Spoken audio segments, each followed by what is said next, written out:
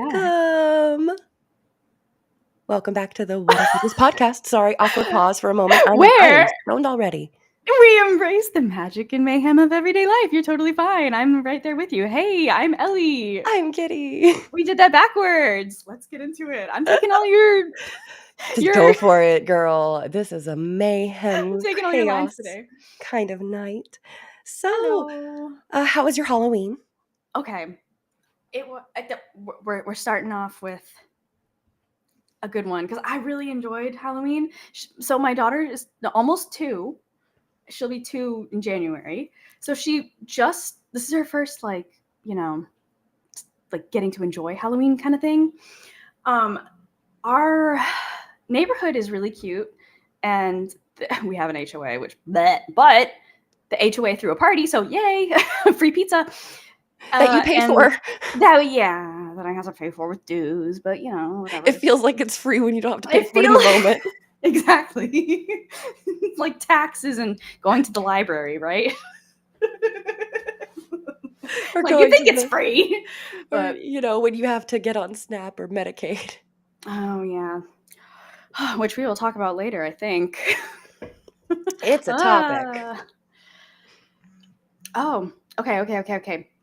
Sorry, I just got distracted with Kayla's. I did too. We got a little notification. We both got the Discord. Kayla, shut up! Stop talking. Not really, though. Keep adding stuff. I'm kidding, You just shocked us.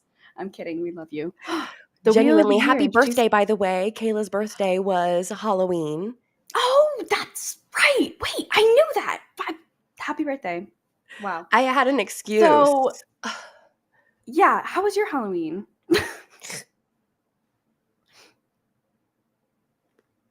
I'm mad. You're mad? I'm mad. Oh, what happened? So, I'm not going to give personal details on the whys, other than family drama. Oh. I'm just going to say family drama. On Halloween. It was not that bad. What made me mad and sent me into like an autistic shutdown at the end of the night was we ended up not getting started until like 45 minutes later. And then as a result, we didn't get to stop by more than one neighborhood. And the one neighborhood we picked just was not that great. And then by the time we got back, it was time to go home. And we got normally we go down, we get like 3 buckets worth of candy and like we're refilling. We got 1 bucket of candy. Like that's a letdown. That is a letdown. I didn't get any pictures. I didn't like. Oh man. So on Tuesday when hubby's off, we're going to get redressed up and take some pictures. Yeah, you gotta at least take pictures. Oh my exactly. God, Nobody's gonna fucking know if it was the day of Halloween or not. Other than exactly. It doesn't fucking matter if it was the day of Halloween or a few days later. So I just was in an emotional turmoil that day. I did tell Kayla, I'm like, I have been thinking about you every night, and right before I fall asleep at night, I'm sitting there going, "Fuck! I didn't message Kayla happy birthday." So, officially, Kayla, happy birthday. Kayla, happy birthday. We love you, Kayla. You're my age now. Whoop, I'm the oldest. She's the middle. You're the youngest. I'm the youngest child. We're triplets. We're triplets. Wait, that wouldn't work, would it? No, I wouldn't. If we were Irish triplets somehow. Speaking of, did you know Samhain used to be an ancient Irish tradition? It did, which brings us to our topic of tricks and treats, the history of Halloween and its connection to Samhain and Dia de los Muertos, which has its own connection to All Saints' Day. Yes, the All Saints' Day stuff. I wrote about that a little bit too in here in my notes. Look at us actually prepared after like 6 hours notice.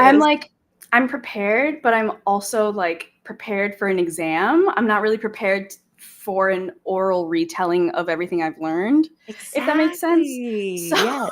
Which is almost more fun. Yeah. This is what I meant by like you probably would have enjoyed IB if you were in it with me. Only because we could have taken the same classes. Yeah. And like you could have had like Mr. Prince with me. And we were, you know what Mr. Prince and his class did? that year, 2012, which was the Obama versus Romney. We watched epic rap battles of history. Yeah, I think you told me about that. That's what we did in my IB history class senior year. That's a lot of fun. I had I think my senior year I had 4 band classes. Did you even show up to all of them? No.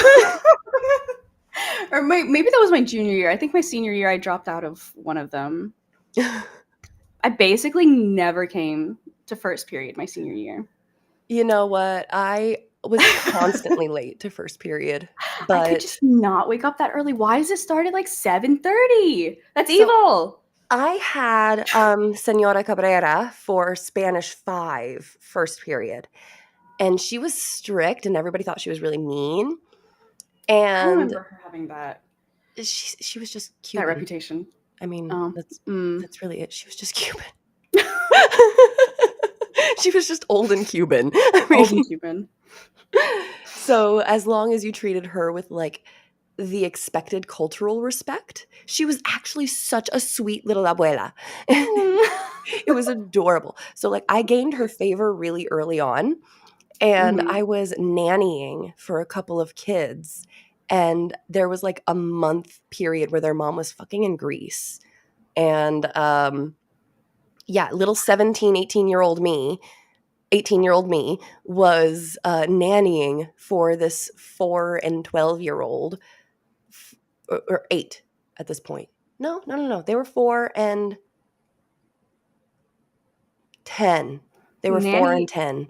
I was nannying. I was living in their house for 30 days, feeding them breakfast, lunch, and dinner. I was there on the weekends all day long. I was their mom for 30 mommy. days.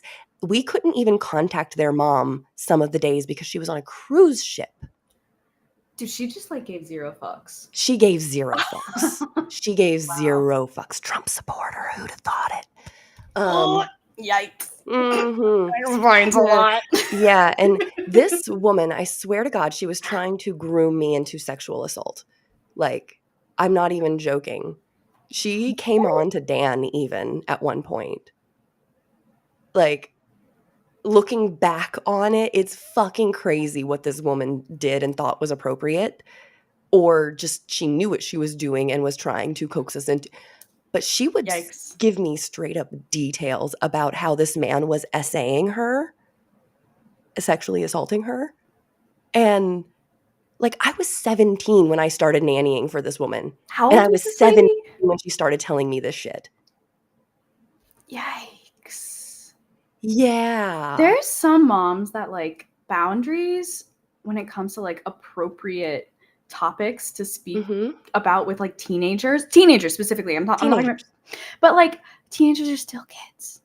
Yeah. I mean, if you're a teenager listening to this, you shouldn't be. First of all, I put this for 18 and up. So unless you're 18, 19, if you're that's 18, the only 19, teenagers that should be listening to this. Shut the fuck up. You're a baby. You're a baby. Exactly. You're a baby. You're little babies. I'm 30 and I feel like I'm just now going through adolescence. Shut the fuck. You're a baby. You are a baby. And I just realized I'm not putting my captions up like I usually do. So let me do that. Oh, yeah. We should probably get back on topic. But the point being that I was their nanny for a whole month, and I would come into class late, 15 minutes late every day, because I had to put the little girl on a fucking school bus, and the school bus didn't show up until 7:45, 7:50 some days not until 8 o'clock. So I had to fucking wait till this 4-year-old, 5-year-old was on the bus. I'm not gonna fucking leave her. Yeah. I mean, the mom. Dun, dun, dun. These kids were so disrespectful and little shits.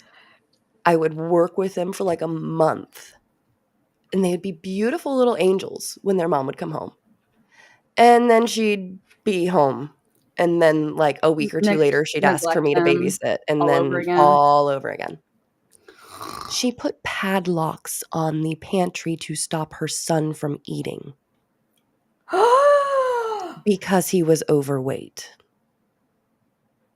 Yo, we need to hit this episode with a trigger warning. Oh my God. Lo siento. No, it's okay. I just that's a lot. That's a Yeah. lot. Oh my god. Yeah. Nice of Miss Cabrera to let you come in She late was so though. sweet. She Jesus was Christ. so fucking sweet. I'm stoned. I'm so sorry. I took an edible before I started, and that's where this is all coming from. You're so fine. This is usually how I am, like 2 hours into the recording after the edibles have like had their time to sink into my system. But you've where also been like hitting the Oh, smoky smokes too, okay, so which the will make it vape kick in so fast. the vape, though, the vape is like weed light. It, That's like it's nothing. yeah, but I Uh, always find like when I take an edit, or am I allowed to say? yeah, you're allowed to say what the fuck ever. I don't care. I don't give a shit. I put specifically on TikTok that we are 18 plus only, so we're gonna say whatever the fuck we want. It's just not gonna push it out to the FYP unless people are like tapping. Oh, let me tap tap tap tap tap tap tap Tap, tap tap, tap, tap tap, tap tap, tap tap, tap tap, tap. tap, tap, tap. If you're listening, tap tap tap tap tap Tap, tap tap, tap, tap tap, tap, tap tap, tap. tap. On the screen. We're tapping hearts on the screen so that it's likes, so it pushes our TikTok out to the FYP. In case you're listening and we're not saying fap, we're saying tap.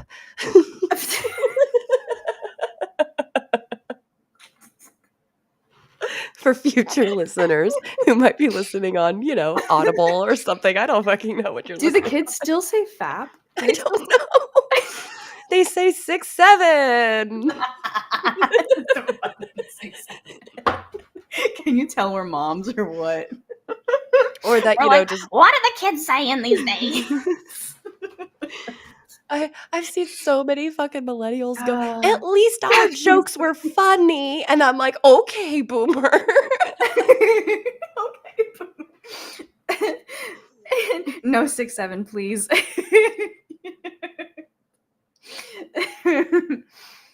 Fapping is okay too. Nice. Nice. We're reading off the comments on TikTok. Yeah, sorry. Okay. Speaking of, Ooh, so we both looked into a bit of the history of where Halloween comes from, because obviously people didn't just wake up, throw on scary costumes, go trick or treat to people's, strangers' doors and get candy. So where did all of that come from? And we have two very similar celebrations that are both very ancient. Dia de los Muertos goes back to Aztecs and Mayan civilization, and Samhain goes back all the way where? to ancient Ireland. Why was I going to say something else. I was thinking Celtic for some reason. That's why I was like handing it off to you, because I'm like, ancient. That doesn't sound right. Passing the ball. Ancient Ireland, which was, they did speak Gaelic, I believe. Gaelic and Celtic, I think, Yes. My name is Celtic. That's how I know. Ooh, nice. I want to say like 3/4 Irish. We did a white. Yeah. We did an ancestry test. Wait, how white are we test? A white people test.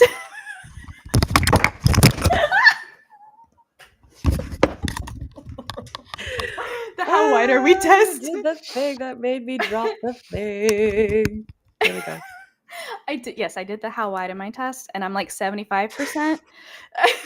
And then the rest is just other white. Other kinds of white. Other kinds of white. But the 75% is about mostly Irish. So I felt comfortable speaking at least a little bit about Also my same. I am peoples. also about a third Irish. Oh, cool. Yeah. And Nice, I think nice. like a portion Polish, German. Did you take I the have white no people brown. test? I have no brown in me anywhere. No I brown. am pale.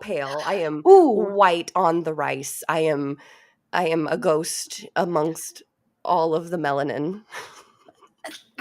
I didn't find anything in my any brown in my DNA test. But my dad did, and I don't know why. That I guess those genes just didn't carry over. They just didn't carry over to you. Yeah. People think that you get like exactly 50-50. And while that's true, you kind of get like a conglomerate of those genes. So it picks and chooses like the best and genes. then the whole epigenetic thing, what they choose, which genes are turned on and off. Yeah. We're It's just weird. yapping. That's what we do. So we do. Hey, Welcome to the we podcast. actually started on time. We started before 10 o'clock. It's not even 10 yet. I know. We got 4 whole minutes. Isn't that And cool? we didn't get to chat much this week. We had so much shit going on. Yeah, So we did. So we got to catch up. we It gotta was catch it up was there. Halloween and shit. Exactly. I didn't get to do any of my celebrations, so guess what I'm doing tomorrow? All of my fucking celebrations. Well, you know, it's fine. It's fine. Intention is what matters. Exactly. Okay, so I took notes. I read a book. Called Because you got a library card. oh yeah. So update y'all. I got a library card. I'm proud of you. I knew you were gonna be so proud of me. Yeah, we were driving by the library and I was like, oh, wait, can I run in there? And we ran in there and I did the thing. I got the library card. I walked up to the lady. I'm like, hey, can I like get a library card? She's like, well, you might be able to. Let me ask you a couple questions. Okay. I love librarians. They're so sassy. Yeah, she was. It was a little sassy, but I was like into it. They are the best. I love librarians. So I got my library card and I read a book on Libby. So if you have a library card and this is on the Libby app for you, download the Libby app, people. Libby Also, and Hoopla, both of them. You can use your library card for both of those. I forgot about Hoopla. Hoopla was not, she didn't tell me about Hoopla, but I did see that on the App Store.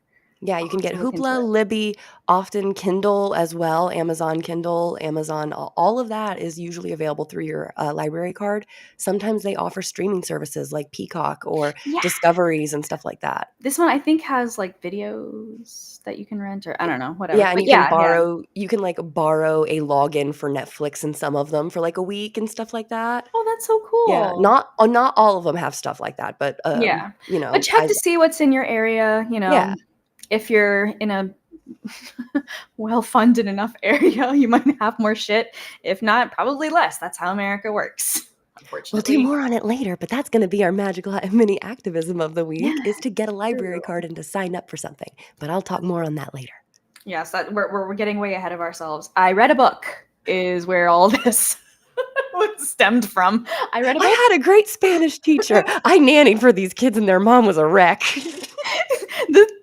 The things that these listeners, y'all, get to know about us while in like every 10 minutes we like say something about witchcraft and then the 9 minutes in between is just us yapping.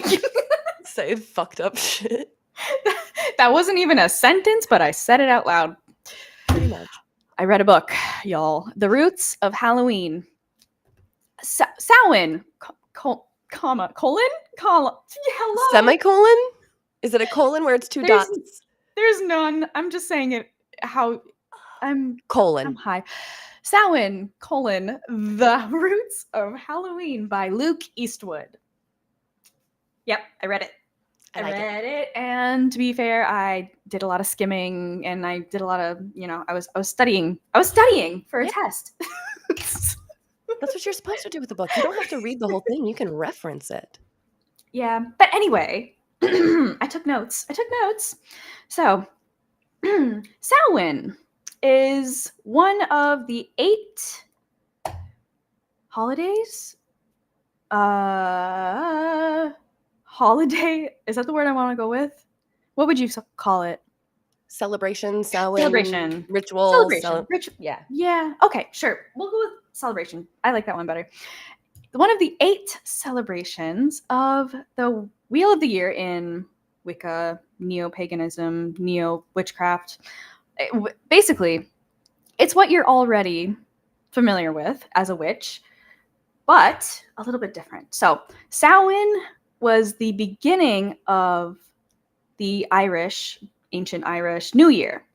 It started in winter. They had 2 seasons. It was 2 halves of a year, summer, which was a word that I can't pronounce. Yeah, you don't have to try to say any of the words. I read the same article you read, I think, and yes, don't worry about having to say them. Yeah. So the first half of the year is winter. The second half of the year is summer. Samhain, which was the start of winter, was the first celebration. Then there's the winter solstice, which is what we call Yule. They just called it the winter solstice, but again, in the language I cannot pronounce, Imbolc. They celebrated Imbolc, same as witchy lady peoples and men's and binary friends. Witchy peoples. Spring equinox, which I think Christians Easter. kind of Easter. Thank you. Spring equinox is Catholic Easter. That's where the bunnies come from, people. That's where the colored eggs come from. That's all fertility messages. Yes. They're saying to fuck like bunnies because spring is coming and lay your eggs and get busy with it. There was a whole sexual like fucking orgy festival so the women would all get pregnant. It's a whole like that's how matriarchal society works is we'd all have orgies. Yeah, because it was matriarchal. Thank you. Have you read A Court of Thorns and Roses? I have not, but I need to. It's on my list. There's I don't know if this is a spoiler. I think this is kind of like... I'll forget before I get to the book. It's fine. There's a spring equinox festival, and this is YA fantasy, so... So it's an orgy. It's an orgy. That's what spring equinox festivals are. And then patriarchal witchcraft tried to adopt it and purify it into Easter. AKA the church. Patriarchal witchcraft. So spring equinox, Beltane, which we also know is the same thing. They spelled it differently, though. They spelled it Beltane. Yes. That's also how like the street where I live is spelled, like not where I live, but one of the streets in town is called Bell. And every single time we have like Siri or Google Maps on, it's like, go left on Beale. I'm like, yeah. So Beltane, the summer solstice. Okay, I'm gonna be real with you. I don't know what you spell it LughnasAdh. Yes. In that book that I was reading, The Witching Year, they actually talk about that one. I don't know how to pronounce that, but that is the one right after the summer solstice and before the autumn equinox. Spell it one more time. I'm gonna Google or Ecosia it. I need to find about. I'm gonna search it up on Ecosia. Lughna. Okay. Got it. Sadh. It's much simpler than it looks. Lunasa. Thank you. Wow. Lunasa. See, you just take out all the consonants. That's really all it is. You just take out all the consonants.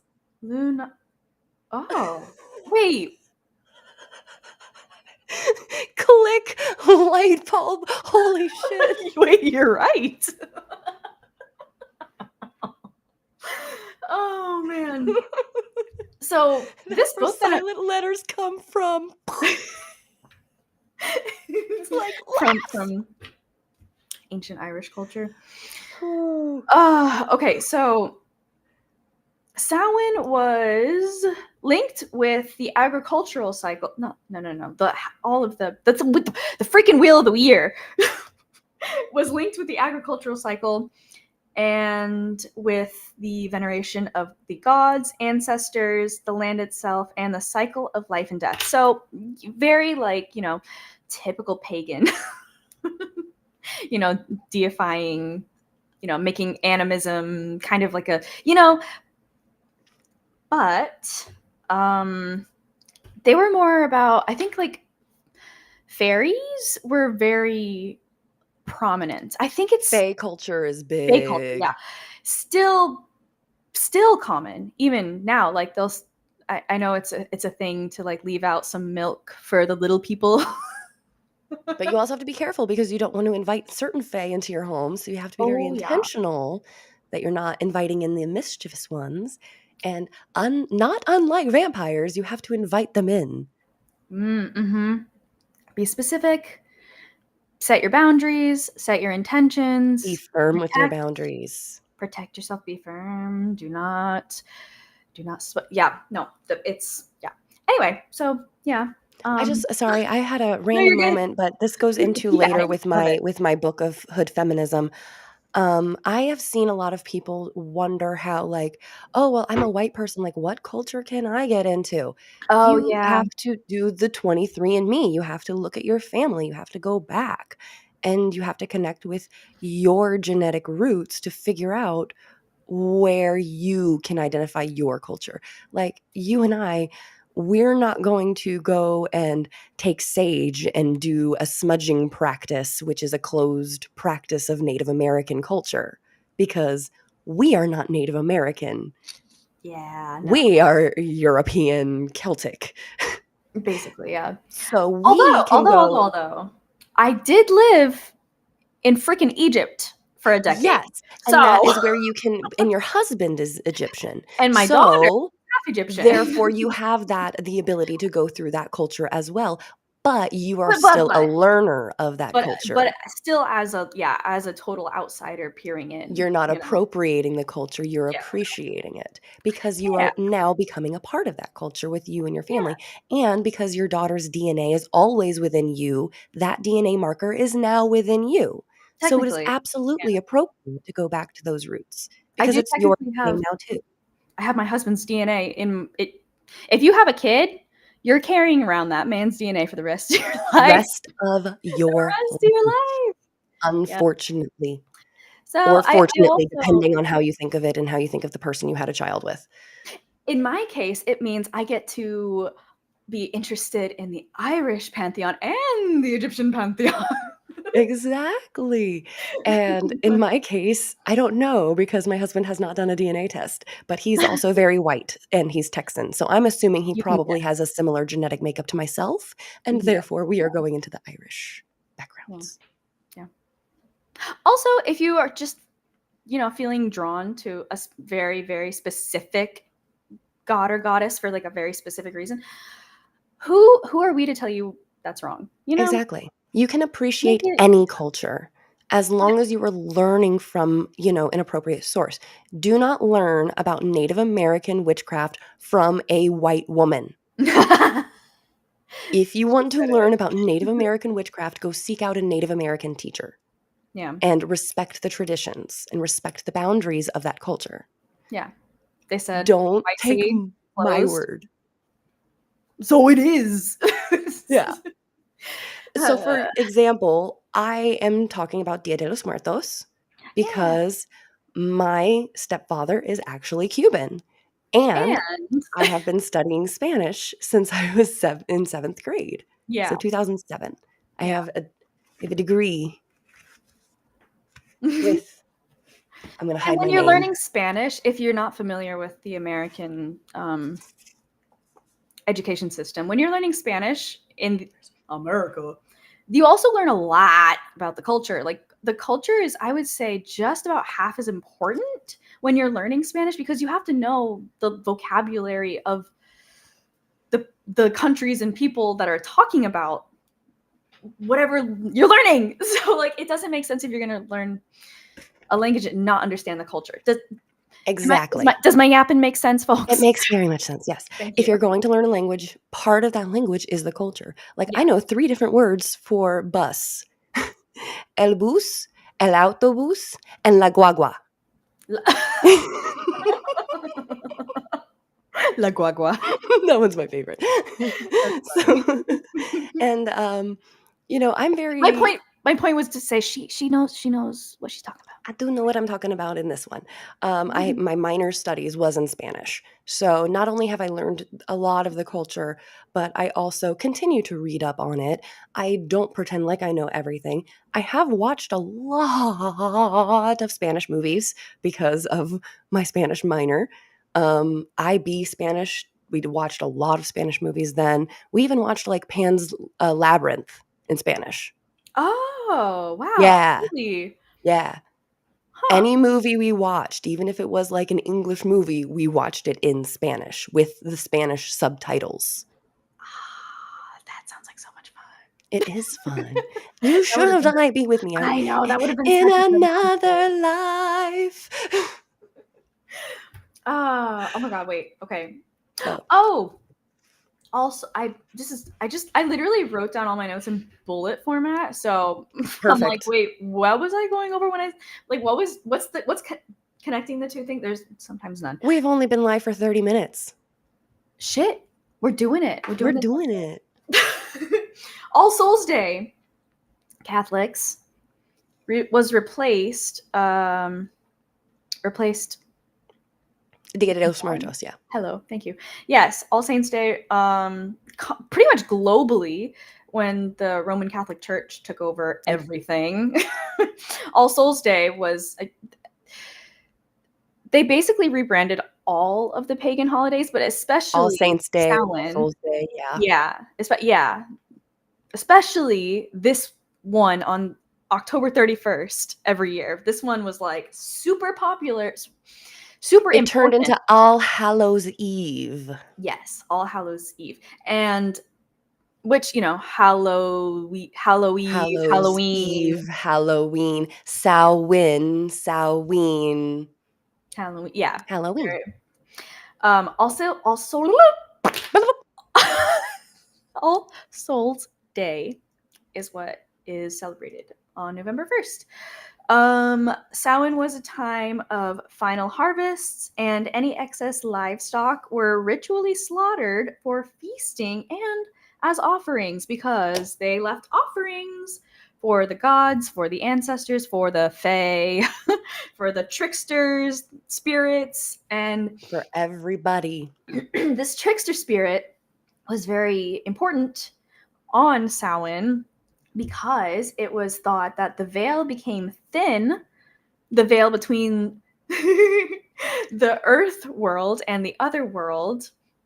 The other world Supernatural fans, you know exactly who we're talking about because they are in an episode, and Sam drives me crazy because he calls Samhain Samhain. Samhain. Oh my god.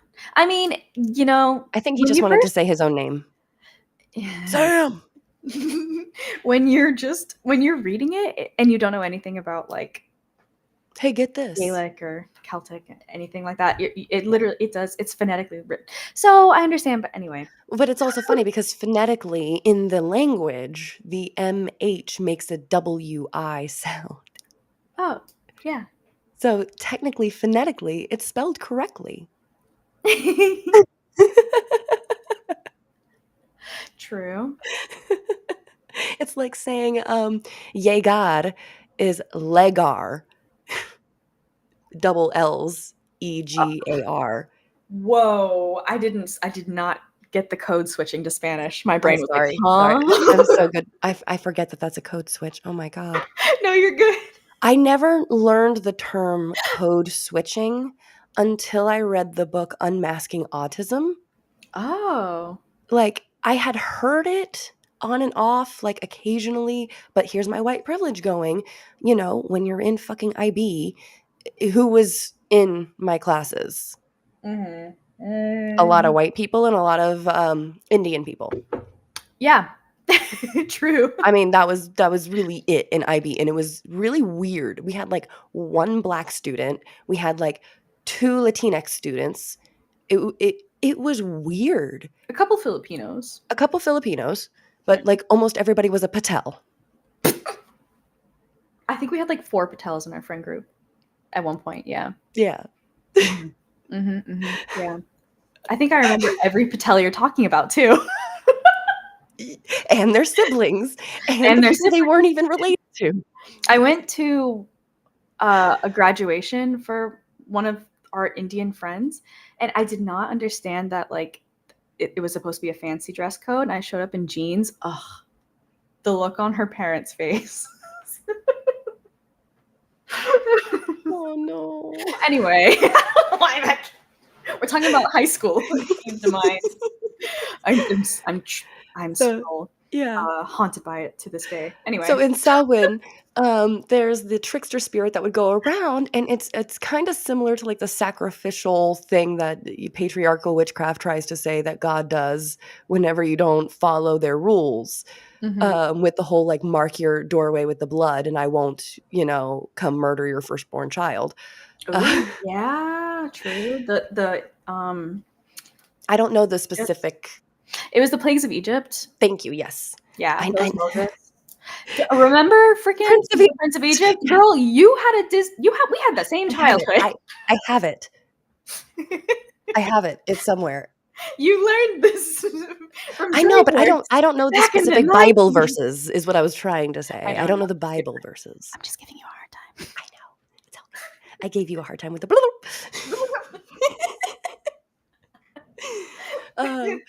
but yeah, so in the plagues of Egypt where God tells Joseph?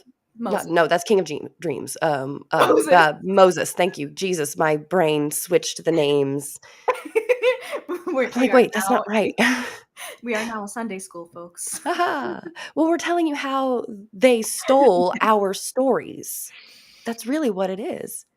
I mean, Yeah. they stole our stories. He sits there and he tells, if you don't mark your doorway with the blood of a lamb, a sacrificial lamb, that I will come in and steal the breath of your firstborn child, of your firstborn son specifically. I forget where this happens, but it's somewhere in Ireland. To this day, there are elders that will behead a chicken and put its blood all over their house, basically. Same. But like that's exactly what it started out as. There's only a couple because this is the ancient practice carried on to today, but Christianity tried to wipe all of the the practitioners out, so they had to practice in secret. Secret. So what does the trickster spirit do if you don't hide your face behind a mask? Oh, do you know? Or did you find that out? I'm just curious. I think we read something different because I didn't read anything about masks. Do you want to? So no, that was kind of a tie-in to the supernatural episode as a joke. Sorry. In the episode. Are you messing with me? No, I'm just stoned. No, did you see how much of Supernatural have you seen? None. Okay, Not compared to what you've seen? So there's this episode where Sam and Dean are looking for a witch, and it's Halloween, and in order to hide from the witch when he comes back into the body of this one guy, they have to hide themselves. So Sam takes some blood and covers their face because of the lore he read about using masks to trick the spirit into thinking they were already dead. They would dress up as ghouls and ghosts and scary things like that. They would dress up as the dead so that they wouldn't be mistaken, so that their souls would not be taken. I do know about that, but I don't remember where it came from. Yeah. So that was the Supernatural's version and basic summary of Samhain. So if you watch Supernatural, you actually got a little bit of taste of the history. Not very well because they call it Samhain, but you know what? A for effort. Okay. Oh yeah. So the veil would become thin, the worlds collide. Spirits could easily penetrate human world. We're 12-year-old boys. Would run amok and cause mischief if not placated and paid proper respects. So, for instance, having what's it called? Is it called a dumb supper? I'm not sure. Honestly. I don't know. I think it's called that because they would leave out sometimes just a place mat setting for an ancestor, or you generally be one and a placeholder for all of the ancestors would come and sit down for a time. Yeah. Or sometimes they would actually leave an actual meal and then, probably just discard of it outside the next day and not actually eat it. Because some people would leave it there until it rotted away. Yeah. Eating it though, some people would eat it and it would be considered the worst luck thing you could do. Like you were cursed in this life and the next, And basically, it's kind so of thing. funny because other cultures say you should eat it because what you have done is shared that food with that spirit and embodied their spirit while eating it Mhm. and consuming it. It's interesting, like the different eat it, don't eat it, leave Exactly. out food, don't leave out food, It but just like further proves that there's no right or wrong way to do it. It's just going to depend on your culture and belief system. it was, yeah, the one of the ways that they paid homage to their ancestors. Um, Pigs would also be sacrificed. It was pretty common, I guess, anyway. And it is postulated that Postulated. early on, humans were sacrificed. I would imagine that humans were likely sacrificed during times of like extreme famine. You would think, right? Because apparently there are bog burials that exhibit ritually slain people, and they're not necessarily the lowest class people either. So They're that's often very highly decorated. As a matter of fact, it yes. goes back to Dia de los Muertos, which is almost a perfect quick little tie into Yeah, that. go ahead. In how in Latin America, in Aztec culture, and Mayan culture, you think back to the human sacrifices to appease the gods. They were done very like cruelly, but also it was a big ceremony. The sacrifice was regarded as like an offering to the gods. So they were treated with the utmost respect. They were cleansed and well fed and well nourished and dressed in the finest of clothes. Again, depending on the type of sacrifice and depending on culture. But this is pretty common in a lot of indigenous cultures. If there are going to be human sacrifices, it is a celebrated Mhm, process mhm. and it's meant with reverence. Yeah. I mean, can't say I would endorse it in the modern day. No. No, but apparently it might have been a thing in Irish. Whoa, hello voice.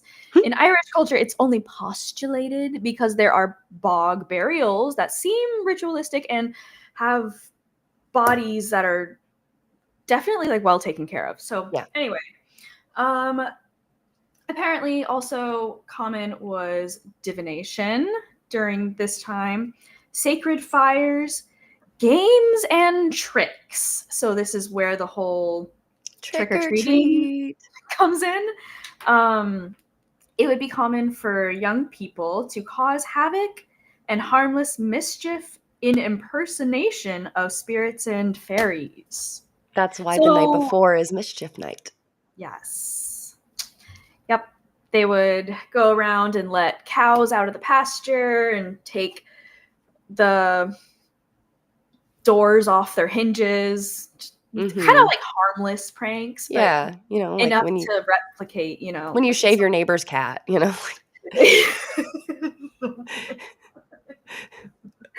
What? I can't say that's the first thing that would have come to my I mind. grew up with 2 older brothers. You grew up with 1 younger brother. It's different. True. That makes that makes sense. That makes sense. That makes sense. Next page. Mhm.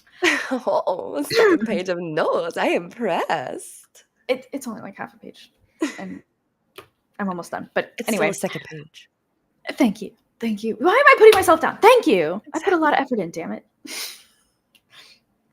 Can you My hear me? husband's texting me, so I apologize for Oh, you're good. going off on the other side. No, I'm not going down, though. Okay. So, yes. I already mentioned about the food being left out, but the ancestors would come in through an open window or an open door. So often, a window and or door would be cracked to let the ancestors in to have the dumb supper. Um, it was advisable to avoid graveyards because some considered that to see a ghost or risen dead person at Samhain would cause, and I wrote, insta death. Insta death. Like a Medusa style death. I guess basically.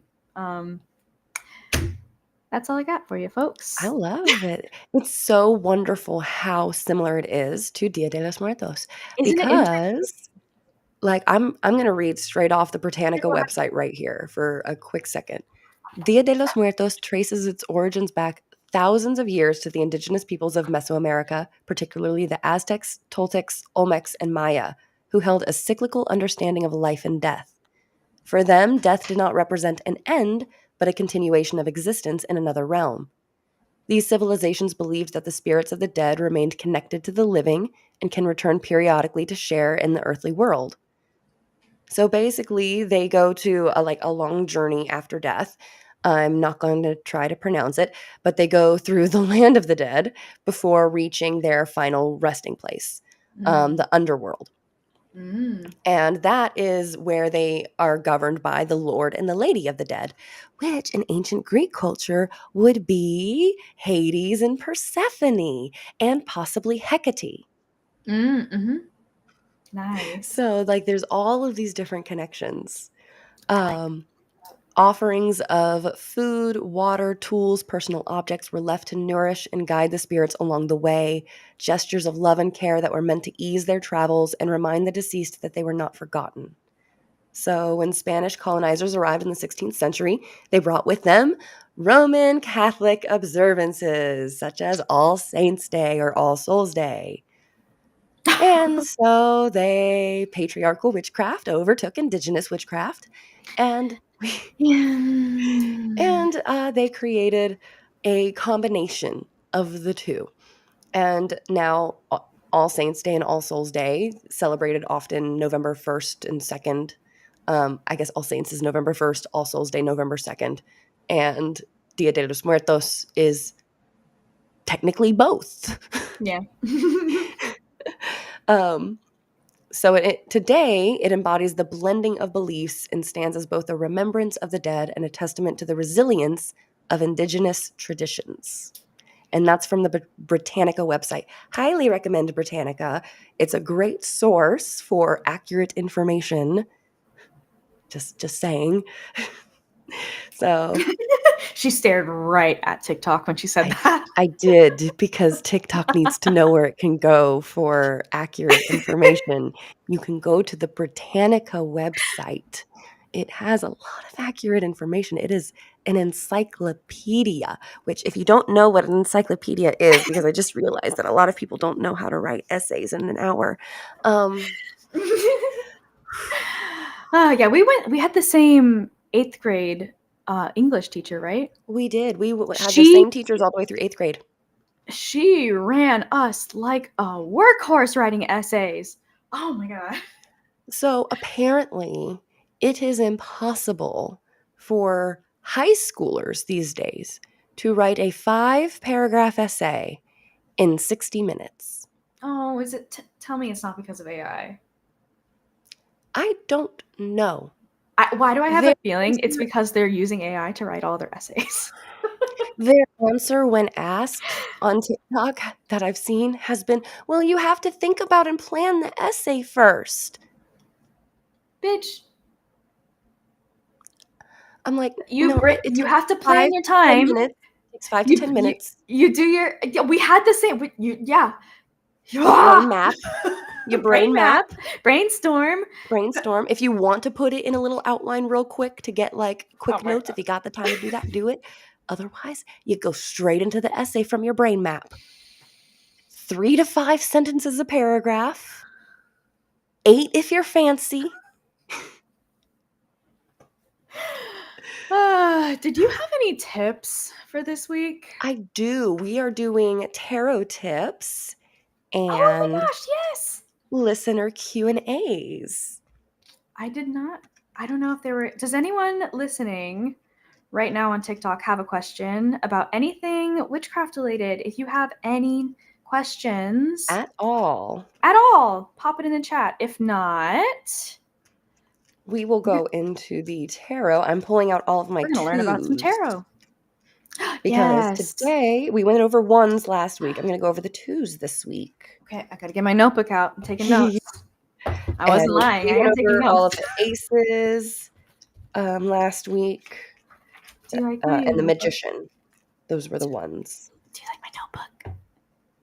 Oh, that is so cute. It is a really cute notebook. It's got like little, are those moths or butterflies I on think it's it? moths. Oh my God. And It's it's got like gilded and it's got like sprigs of greenery that light up. Oh, so pretty. thanks. I have chat. Do y'all have a stationery obsession? Because I feel like everyone I know loves shopping for notebooks and pens and pencils. Why do we love it so much? What is it? The promise of possibility. Of one day I'm going to get my shit together enough to use this shit. Okay, I got my notebook. 2. Okay, so the number 2 is our number for this week's tarot tips. Okay, I gotta put my hair up for this. She's getting sweaty, folks. I am getting sweaty. Jesus, you don't have to call me out. I wasn't trying to. You did that, sister. I was joking. No, it's funny because earlier I like got a whiff of myself and I like quickly put my arms down as if you guys could smell me. And then I wanted to laugh at myself.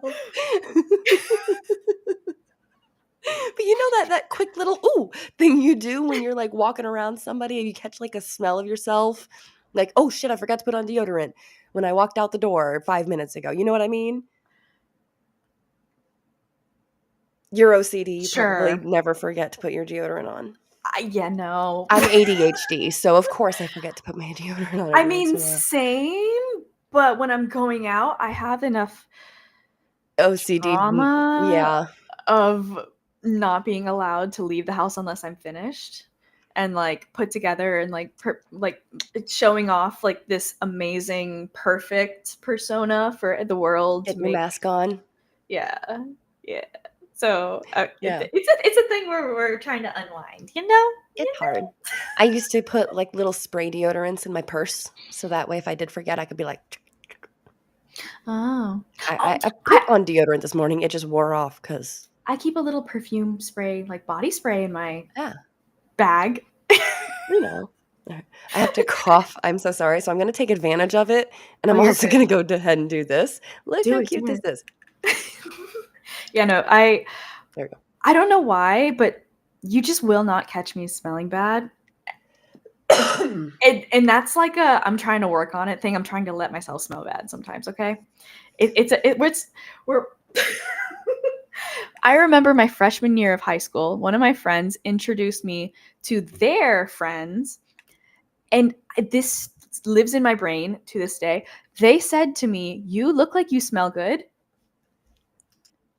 And I've taken that as a what's the word I'm looking for?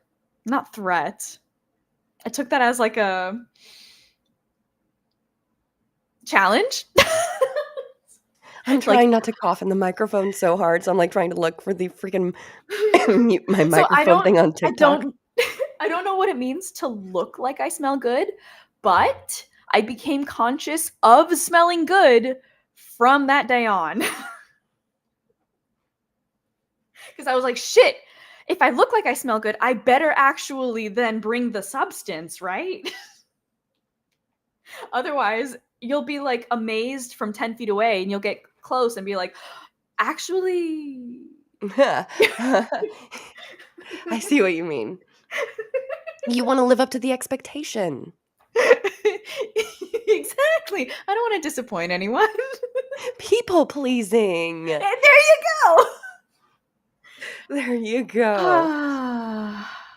Oh God, one more cough. Sorry, TikTok, you're not going to get the mute. Guys, okay, this is for Substack only, sorry, but look at my mug. It says My Daily Affirmations, and it has a whole bunch of affirmations on it. I got this from Walgreens. It was $5. This is like the best thing to start my morning with every day. That's adorable. A whole bunch of spells. I am worthy. It's okay to take a break. I am doing my best every day. I trust myself. I believe in me. I am a problem solver. I see the good in all situations. Blah, blah, blah, blah. Blah, blah, blah. So quick drop in one more time for TikTok. If you have any witchy questions, drop them in the chat now because we will answer them on the podcast live in just a moment. Yup. Leave And your apologies if I'm missing questions. any because sometimes this sends things into like hidden status and I can't always see if there's a hidden one. Oh, So I apologize. I'm trying to, but it's not letting me. So we're doing our best, folks. we're doing our best. Okay, so doing our getting best. back to it. Haha, two.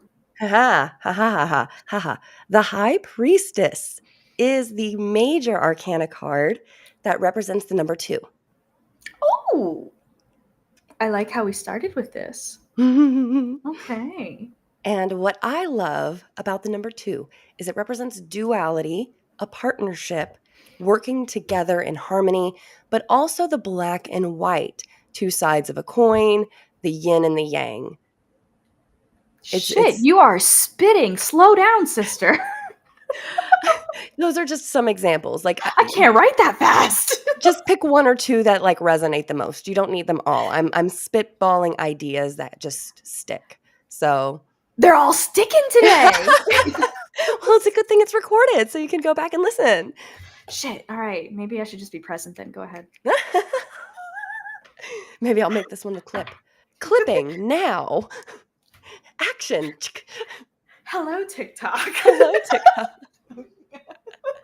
All right. So the High Priestess is the 2 in the major arcana. And what I really like is it has the B and the J. And I'm trying to remember what it stands for. I might have to ecosia it in a moment. But the cool thing is it's a pretty obvious visual of the black and white thinking. Oh, yeah, literally black and white. Literally black and white thinking. So it's that back and forth, that black and white, that right and wrong. It's a simple yes or no. Sorry, runny nose. It's that season. Go I'm coming off a get cold. your flu shots. Ooh, you know what? I need to get my pneumonia shot. You're supposed to get those every 5 years. I did get pneumonia as a child. So I had to worry about that. I have no idea how I was so fucking healthy as a kid, considering I was not vaccinated against anything. I was just about to say, we are pro-vax over here, folks. We are pro-vax over here. Both of my kids have the MMR. We're doing a slower vaccine schedule because of actual health legitimate reasons, which is why I was not vaccinated as a child. But otherwise, but guess what? Measles, well, we are still pro-vax because we're pro-science, and measles is killing kids. So I'm not taking the risk of measles killing my kids. So I got the vaccine, made sure I wasn't going to have an allergic reaction, got my son the vaccine, made sure he wasn't going to have an allergic reaction, got my daughter vaccinated right on schedule because I knew she probably wasn't going to have an allergic reaction like my dad did. Yeah. So I got duality and partnership. But that's the thing. Magic black and white thinking. Black and white thinking. Higher intuition, really thinking about all of, like, look at the background with the pomegranates and how it has, like, different fruits surrounding her head, like thought bubbles. Yeah. So she's thinking of all things, and they almost look like the phases of the moon, which is also represented in her crown. True. She's wearing a cross on her chest as well. In this deck could represent, like a religious style leader, could be a faith leader. It could be just somebody who represents that goodness and that clear understanding. She is holding the Torah. Oh, interesting. She has the moon at her feet, the crescent moon at her feet. The moons represent her intuition and her femininity as well. True. This is also one that is represented with Hecate a lot. Oh, really? Because of the moon. Ah, I see. Like look at the triple goddess style head. Yeah, true. I see that. I see that. I see, says the blind man. Oh, I see. Ooh. Tarzan? Oh, I see. Sorry, my dad used to do the I see, says the blind man. My mom would do, oh, I see. Tarzan? Oh, Oh, I I see. see. I'm like looking to see where my We Tarzan is. still It's say up that there. to this day. To this day. Whenever we're like explaining something and one of us is like, oh, I see. Oh, Oh, I I see. see. Okay.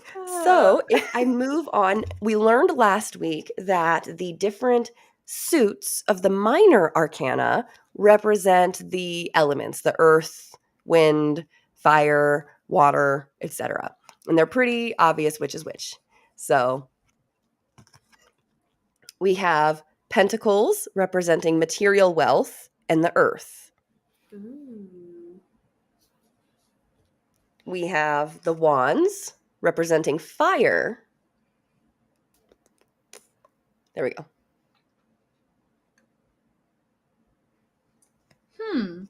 We have the cups representing water and emotions.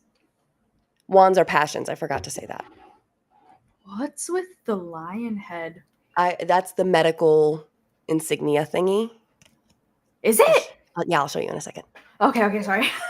And then we have the swords, which is about truth and air. So, since you had a question about the lion, I'll start with that one.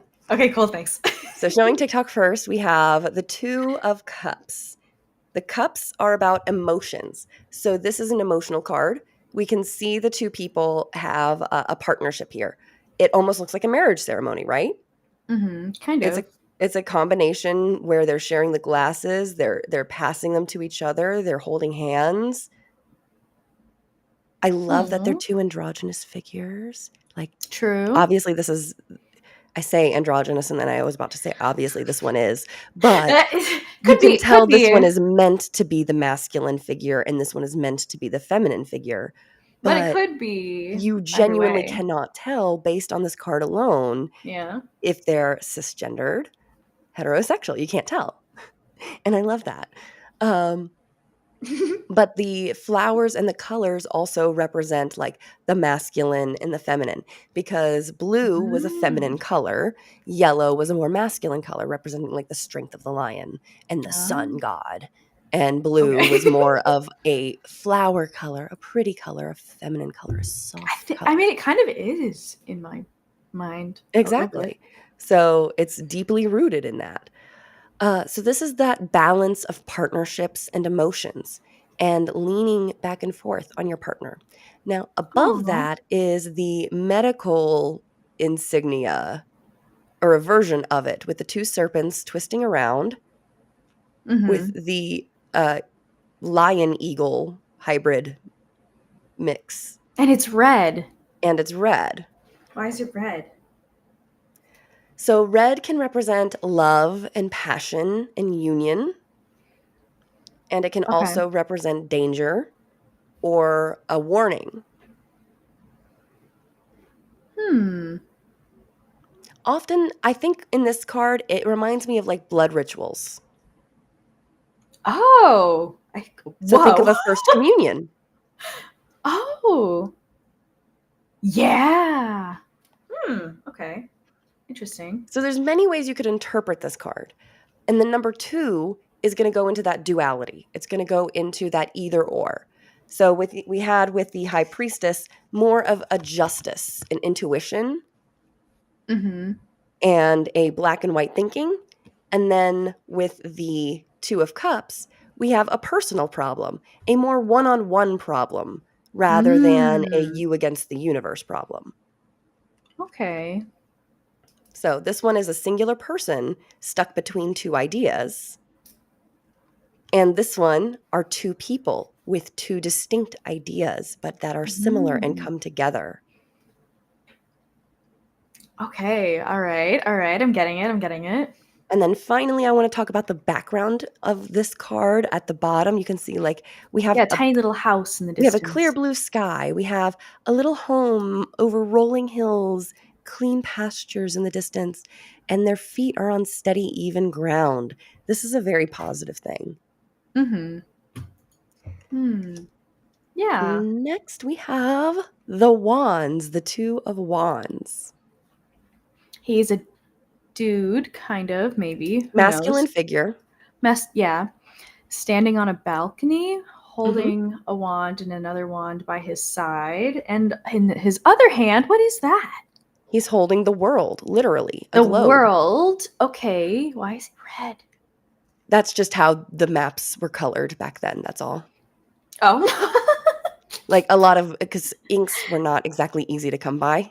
Oh. So you Okay. All use right. what you Cool. had. The world. Red is easy because clay. Okay. So the world. Yeah. Sorry. And there's like mountains in the distance, and it's green closer to him, and there's a water figure, body of water, and the sky. Okay. All right. What am I looking at? Okay. So now that you've had a chance to like look at it, pretty much this one is about, again, a choice because it's a singular person and he's stuck between two ideas. Very similar to the high priestess imagery, except he's facing away while the high priestess is facing at you. Oh, true. He's looking off into the distance. He's looking off into the distance. She's looking directly in your face. Yeah, true. And he's holding the world though, so he like has the world at his hand. He has all the options. Yes, He's like exactly. very empowered. Exactly. You're getting it. You're getting it. Ooh, ooh. He's looking out at the ocean as well. Like his eyes, you can't tell if they're fixated on the globe in his hand or out at the ocean. You can just tell in the general True. direction he's looking. So that's up to your Yeah. interpretation. You kind of get to decide if he's looking at the globe or if he's looking outward. And if he's looking to expand close to home, or is he looking to travel to a new land entirely?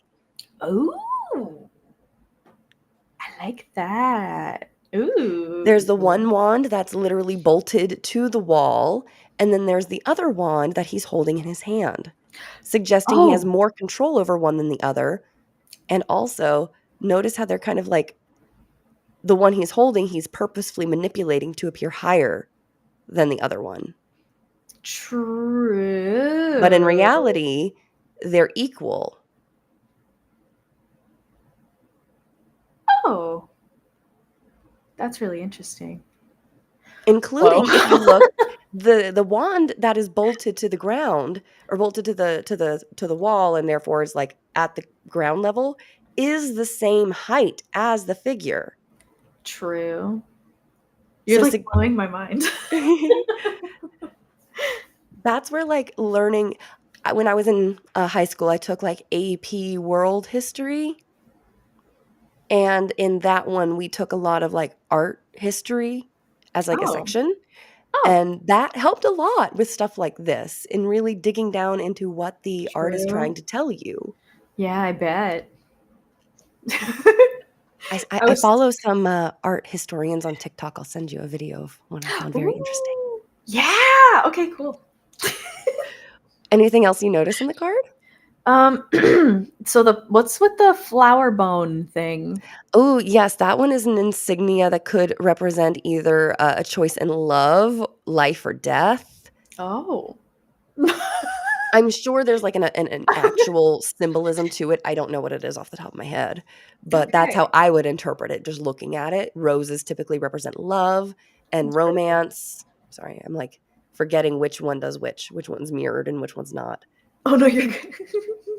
And then the bones, life or death, typically is pretty spot on. All right, next, the pentacles. So he's juggling these pentacles, but they're also connected In a lemniscate. in a Infinity figure eight. symbol. Yeah. Okay, he looks like he's wearing a giant red hat. Uh-huh. I don't know, and his clothes kind of look big on him. They look Like a little baggy. jester. He looks a little gestury. He looks a little goofy. He's got, what do you see in the He's a background? goofball. There's the ocean, but it's like crazy waves, and there's a ship going down a wave. And one going up a wave. And one going up a wave. And I think, is that the moon behind it? Or is it just yellow? No, that's the yellow and red sails. Oh, okay. It's hard to tell. Oh, I see. Okay, yeah. So one, Oh, I there's. see. Oh, I see. Tarzan. Oh, I see. No. I'm Jane. So, knowing what you know now about tarot, what would you think this suggests? Okay. Do you think it's another choice card? Okay, so it's another. There's two choices. They're connected. They're connected by the same body of water. Mm-hmm. One will take you up and one will take you down. Look at you! But it's kind of hard to tell which one's which because they look exactly alike. Yes, you got it. That's one of the most important parts is you are weighing between two equal decisions. And you have to decide which one you like better. And it's as simple as that. Ooh, this is so fun. Wait, I'm so glad we're doing this. So this is literally all about juggling two equal choices. If I do this, it's the same as if I do this. I'm going to make the same amount of money. I'm going to live in the same place. I'm going to have the same nice house. I'm going to have the same nice car. My life is not going to change either way other than the general improvement. You know what I mean? It's like, do I stay or should I go? Na, na, na, na, na, na. But yeah, so this one is really just that simple. It's about weighing two separate options. It could also be that you are juggling a lot of things and multitasking. Oh, that's a different interpret. I like that interpretation too.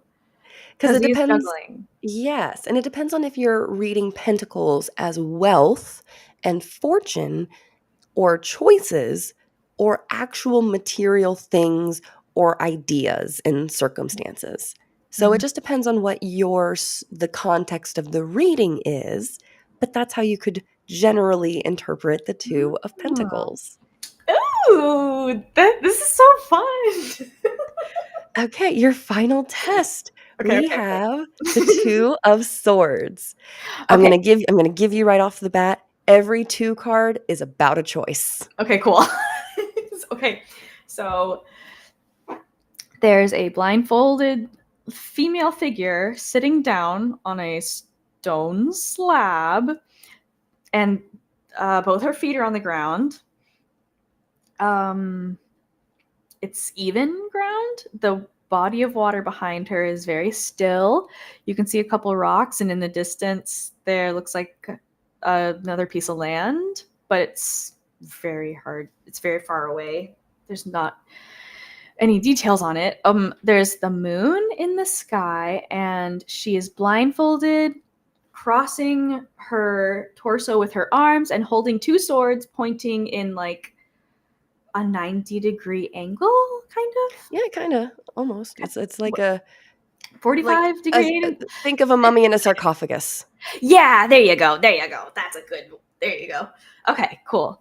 This one's a little bit more difficult, but okay. So think of swords as the element of air. Ooh, bless you. Okay, air. So it's the element of air. Swords can represent sadness, misfortune, truth, and knowledge. Interesting. Okay. So this lady who is on stable ground is blindfolded, so she can't see anything. What did you say? He said, "What's up, hot stuff?" You getting your ribs? Yeah.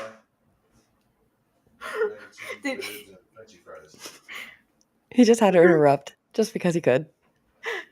ribs and Frenchy fries. We went to Chili's last night. He took me out on a date. Oh, that's so cute. Oh, Chili's. You guys have always loved Chili's. Of course, he proposed to me at a Chili's. Wait, did I know that? You did, but you probably forgot. It's okay. I probably forgot. Wow. Okay, Anyway. so, do you want a little hint? Yeah. Okay, so what figure does she look like in other parts of like Justice? maybe? Yes, Lady Liberty. Lady, right. Okay, You know, so and like yes, the justice figure, and there's many different interpretations. is she supposed to be like freedom? She could be. All right. Give me the goods. All right. So the moon represents your intuition, and it Okay, is there in the right. background. And the Okay. moon is hovering over one sword, but not the other. So it's not like the True. moon is centered in the card. This indicates that the decision is actually not quite even. If you look, it almost looks like that the sword that's below the moon is even tilted down lower. Like the point is lower on the side of the card than the other one. See what I mean? Like this one has more. Wait, this side. Oh yeah, you're right. Like there's more on this side than on this side. Right. Okay. So the sword that's under the moon is slightly lower. It's a slightly heavier. It's weighing heavier on that shoulder than on the other one. Oh, okay. And that's ever so slight. Okay. All right. I'm seeing it. So that could indicate that your intuition is pulling you toward one side versus the other. But that the two decisions might be otherwise equal. And maybe the other one is more pragmatic. You see what I mean? Okay, so there's an element of sadness to it. Is it the water tends to represent emotions no matter in which card it is. Okay, so but the emotions are still. Yes, the emotions are very flat and still. It's not like this is a turbulent moment like with the Two of Pentacles, with the very wavy water in the background. Yeah. It's a different watery scene. Yeah. This one is very just like lake water, still, it's not a very ripple. Still. Yeah. So maybe it's like also kind of thick and heavy though. It could be, yes, especially it's at nighttime. Yeah, and at night, dark. Darkness, the solo energy. She's by herself. She's weighing Did I this tell decision you for herself. I've gone scuba diving at night? Oh my fucking god. It's I did it in the Red Sea in Dahab when I lived in Egypt, and I was getting my PADI license, which you need to scuba dive. Get me some, please. And we did a night dive. It was like magical because we were by coral reefs, and like you could do this, and like the water would light up. Like there was like, oh my god, but. Anyway, sorry. No. You are fucking brave because there's no fucking way I'd be able to do that at night. I have that phobia of what's underneath the water. So you're not gonna catch me swimming in it. I just like, I went underwater because I was like, well, statistically, I'll probably be fine. So I'm on the side of statistics, why not? Why not? Just... My mom is probably like curling her toes listening to that because that's how my mom used to be before both my brothers died. Like statistically, I'm gonna have 3 out of my 3 children. How did your brain? Because that literally used to be my mom's train of thought of statistically it'll be fine, and she changed that so fucking fast. Well, I didn't get eaten by a shark. Okay, so statistics were indeed on your side, my dear. They were on my side. Sorry to go morbid with the mayhem. No, you're good. I was just not expecting. Love you. Love you too. Thank you. Oh my god. Sorry, Mom. Sorry for the downer people. But it's Dia de los Muertos, so they're coming to visit and they're probably laughing. Did you get to say all you wanted about Dia? Caca! De los Muertos. Did I? I don't know. Did you? Oh, you know what? Actually, I did forget one thing. Ofrendas are a really easy way to honor your dead all year long. And just making sure that you switch it up, that you add your offerings and doing something extra special for Dia de los Muertos. And if you didn't get to do it on the day, that is okay. You can still do your offering. You can still participate in the ceremony of it. It's all right if you miss the calendar day. It wasn't about the calendar day. It was about the time of year. So don't think that you have to do it within the specific 24-hour period. If you want to wait until the full moon to do it, you could do it on the full moon. Yeah, that would supercharge whatever you're doing. Exactly. So don't think that you have to do. I know that there's a lot of like opinions on high magic and low magic and rituals serve a purpose and all of that. And I agree. I do agree that ceremony and ritual serve purpose. They're What I powerful. don't agree with is that you're not doing it justice if you don't do it just right. Do what you can with what you have and know that that is a bigger offering to the gods and to your spirits and to your ancestors than killing yourself over doing it the right way. You know what I mean? Yeah. So. Aw, that was beautiful. Well, I'm glad. Thank you for adding that. Yeah. That was cute. Any other questions? Did you? Two of Swords. Yeah, I was. Go ahead, ask your question before I derail us again. No. Was what?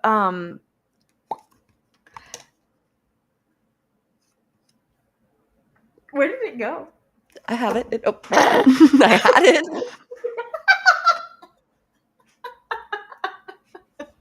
I have it again. It's fine. So she's in a white dress. What does that signify? Oh, she muted herself. Sorry, I had to cough. Had to cough. It's okay. That one was just because I'm sick. So the white dress could represent purity, and it could also just represent the innocence or the I don't want to say ignorance because that's not the right word, but Naivety? the balance. Not even naivete, because the whole point is that she is unbiased. That's the word, unbiased. Okay, so what's She is with the neutrality. yellow feet? The yellow feet, that could be that she is connecting into the world beneath her feet, and she's getting in, that she's tapping into the energy of the earth. In every tarot card, you're going to have elements of all, or you're going to have all of the elements represented in the card. I think I knew that. So, like, that's why I point out the color of the earth. In the Two of Cups, it's yellow. In the Two of Swords, it's gray. Oh. So there's a happiness with the Two of Cups versus a sadness with the Two of Swords. Right, because it's gray. The story that I made up in my head the first time I came up with when the first time I like saw this card and started like really looking at it was that this was a woman, a bride, who was trying to decide whether or not to marry her lover the next day. Oh, that. Oh, wait. That's a good one. I see it. I like that. So come up with a story for each of your cards. This is a woman who did choose to marry. Oh, true. And it could even be the same woman. True. Like, look. True. Just different stages. And then this man could also be the same man. Of, do I marry this woman? Do I get married? This one could be, do I allow my daughter to marry this commoner? Or is she destined to travel further? And the High Priestess could be the same woman. True. That was her day job. Or it could be what she's giving up. Mmm.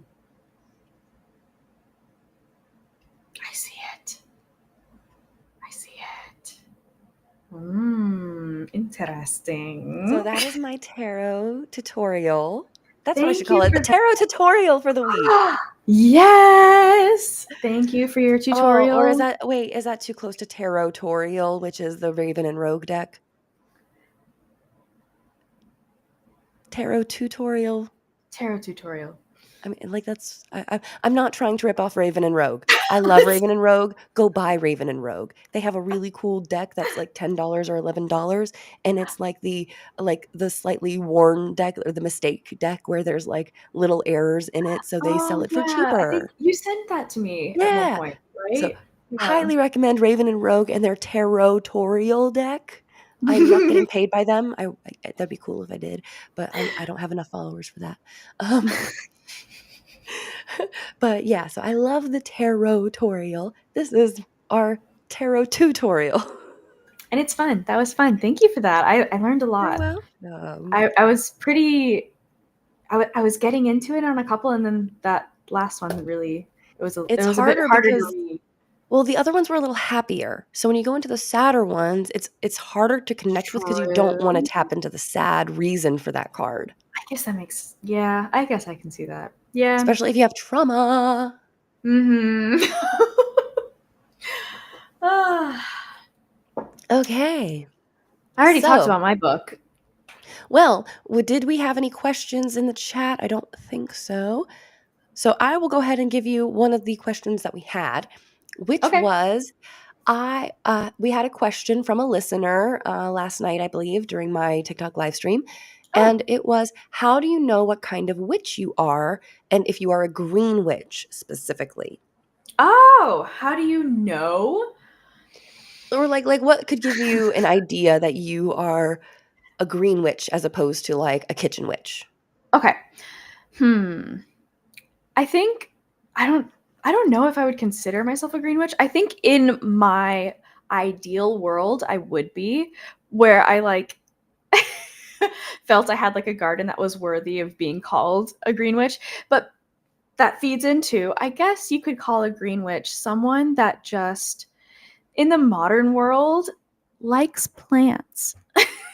Yes. And uses plants And talks to plants. Yeah, it like exactly. You know, someone that like, you know, if you like to go outside and garden, you could totally call yourself a green witch. If you like to have one little indoor cactus on your desk, you can call yourself a green witch. If you talk to that little plant and ask it to like be your buddy and give you like good vibes during the day when you're at work or what, you're doing witchcraft. So like if you like plants, if you love to walk around Home Depot just to go to the garden center and not buy anything but just look at the plants, And I smell literally it. did that earlier today. Then you might be a green witch. You might be a green witch. If you like to use herbal spices in your food, in your bath bombs, in your, I don't know, whatever else you're... In your spell work. Yeah. We both did it! We both did it this episode. If you like plants, if you use plants, if you know a thing or two about, like, you know, if you're tea, you could make tea. Like, if you're into teas and like herbal. I'm sorry. GERD, Lana, do you have GERD? I don't know if you watch Archer, but that was the first thing that hit my head. Oh my god, no. I just saw that episode. Okay, I'm sorry. No, you're good. I'm sure someone got that reference. So but if you like tea, you might that be a also green witch. You might be a green witch, yeah. You might be a redneck. There you go. And just to add on to that, that goes for pretty much any kind of witch. You get to call yourself whatever kind of witch you want. I'm a chaos witch. I 'cause found out follow- recently. I found out recently death witchery is a thing. Ooh. So you could be a death witch. Is that basically necromancy? So like I think it has anything to do with like basically you might be a death witch in a way, I very well might be a because death witch. it's a lot of just like communicating with spirits, basically. Oh, fuck. And so you I'm might a be chaos death witch. yeah. I have premonitions about death. I started listening to a podcast called That Witch podcast, That Witch Next Door. Hey, it's 11:11. 11 And bitches. she is a death witch. Nice. So she talks Okay. a lot about she just I mean this hello I'm advertising on our podcast for her podcast. She just put out and actually it's a really good resource because she's I a mean, death that's witch. what we do. So yeah, she she put out an episode recently all about like communicating with spirits and like doing it fucking safely, not like an idiot. Don't be opening Because portals you don't have no need opening. exactly. She goes all into it. So but death witchery, you know, I like that a fucking lot. dealing with spirits and helping spirits pass over and communicating and Shit, I might yada, be a yada. chaos death witch. Fuck. Yep. God So damn it. there's a whole bunch of types on there. If you go on Pinterest, you'll find a bunch of great ideas for what kind of witch you might be. I was checking to see if I was hearing a baby or a cat. I think it was a cat. Yeah, I think it's Nala out there. No, that was me. I know the one that was coming in this ear was you. The one coming out of this ear, coming into this ear, was my cat. Okay, next. I I don't know. It might be a heater. Heater. Oh, okay. So, what are you reading this week? You already kind of Wow. you kind of shared, but like Okay, it's called Oh, actually, wait, no, okay. We're about to talk about it, but I got a library card, remember? And with it, I'm using Libby, remember? So I'm listening to The Age of Magical Overthinking by Amanda Montell. And it's Ooh. it's actually like really interesting. She also wrote the book Cultish. Oh. That's one of the recommended books by Knitting Cult Lady. Mm. Yeah, I thought you might know it. It sounded familiar to me. I was like, wait, I feel like Kitty might know about this. So Like, she has like one criticism about her, but otherwise, like that's on her list of recommended readings for people who are escaping or deconstructing from cult mentality, such as deconstructing from religion. so in this book, she talks a lot about that. She also talks about her relationship that she was in for 7 years from 18 to 25 with a dude that was I think 11 years older than her or something like that. Yeah. So Imagine right now hanging around a 20-year-old. Imagine right now, we're 30, 31 years old. Imagine hanging around an 18, but men 19, do that all 20-year-old. the fucking time. They do that all the goddamn time. Like my fucking neighbor. You know who I'm talking about. Remember his girlfriends? Mm-hmm. Remember how young they were? Mm-hmm. And like we know that but that's the wild thing. Like I can name men who are like this. So don't tell We me. all can. Don't tell me.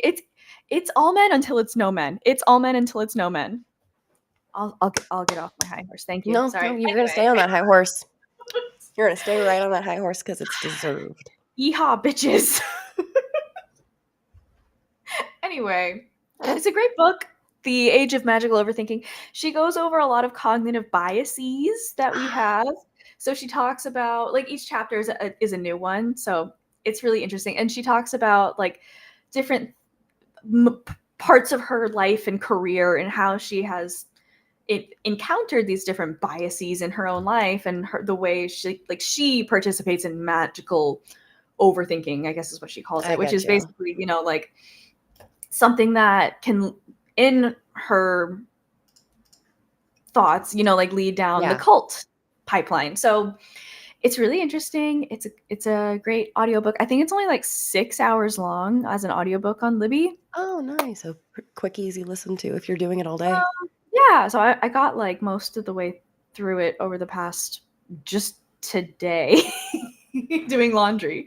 So I need to do more audiobooks, but I have a hard time listening to audiobooks for some reason. Like It's listen not to a that lot I of think that they're podcasts. cheating, because that's not true, because it's literally how you're supposed to read is to listen to the story. It's how it's supposed to work, right? I guess. So, like, it's not cheating, but my brain is like, I want to tactically hold the book and Girl. smell it and turn I think into that's a Tism thing. my precious. I think, yeah. That's a very Tism coded. Which is unfortunate, because other tistics can do the audiobooks, but my tism won't let me. My Tism. My tisms won't let me. She's my number one on mytism.com. But I can do podcasts because they're not reading from a script. So it's Sometimes. I want to read along to an audiobook. You're a visual gal. You want Very it much. visually. You can't I do do. the I have this in my hand and this in my ear thing. I think Like, there's also the rebellion of, I don't want to take my pleasure of reading and have that be during my chore time. I'll listen to a podcast because that's kind of like having the TV on in the background. But it's not like your like self-care time. Exactly. Gotcha. You want to have your self-care. I just realized I had the microphone muted on TikTok like this whole fucking time. Not like this whole time, but like since I last coughed. You're good. Sorry, guys. My bad. I'm back.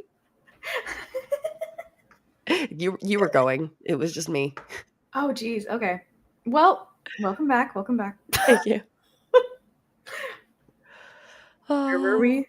We were on reads, so I interrupted you on the witchy read. She does the magical thinking, overthinking. Yeah, I thought it was just so she kind of explains a little bit about like the whole like new age spirituality thing. Like she goes into it in her own like which kind of covers witchcraft a little bit in a way. There's a big overlap, you know? So I think it's just a good read and or listen. Oh, shoot. For hello. Oh, the pause. I accidentally pressed a button. I'm back. I'll do it again. I'm sorry. You're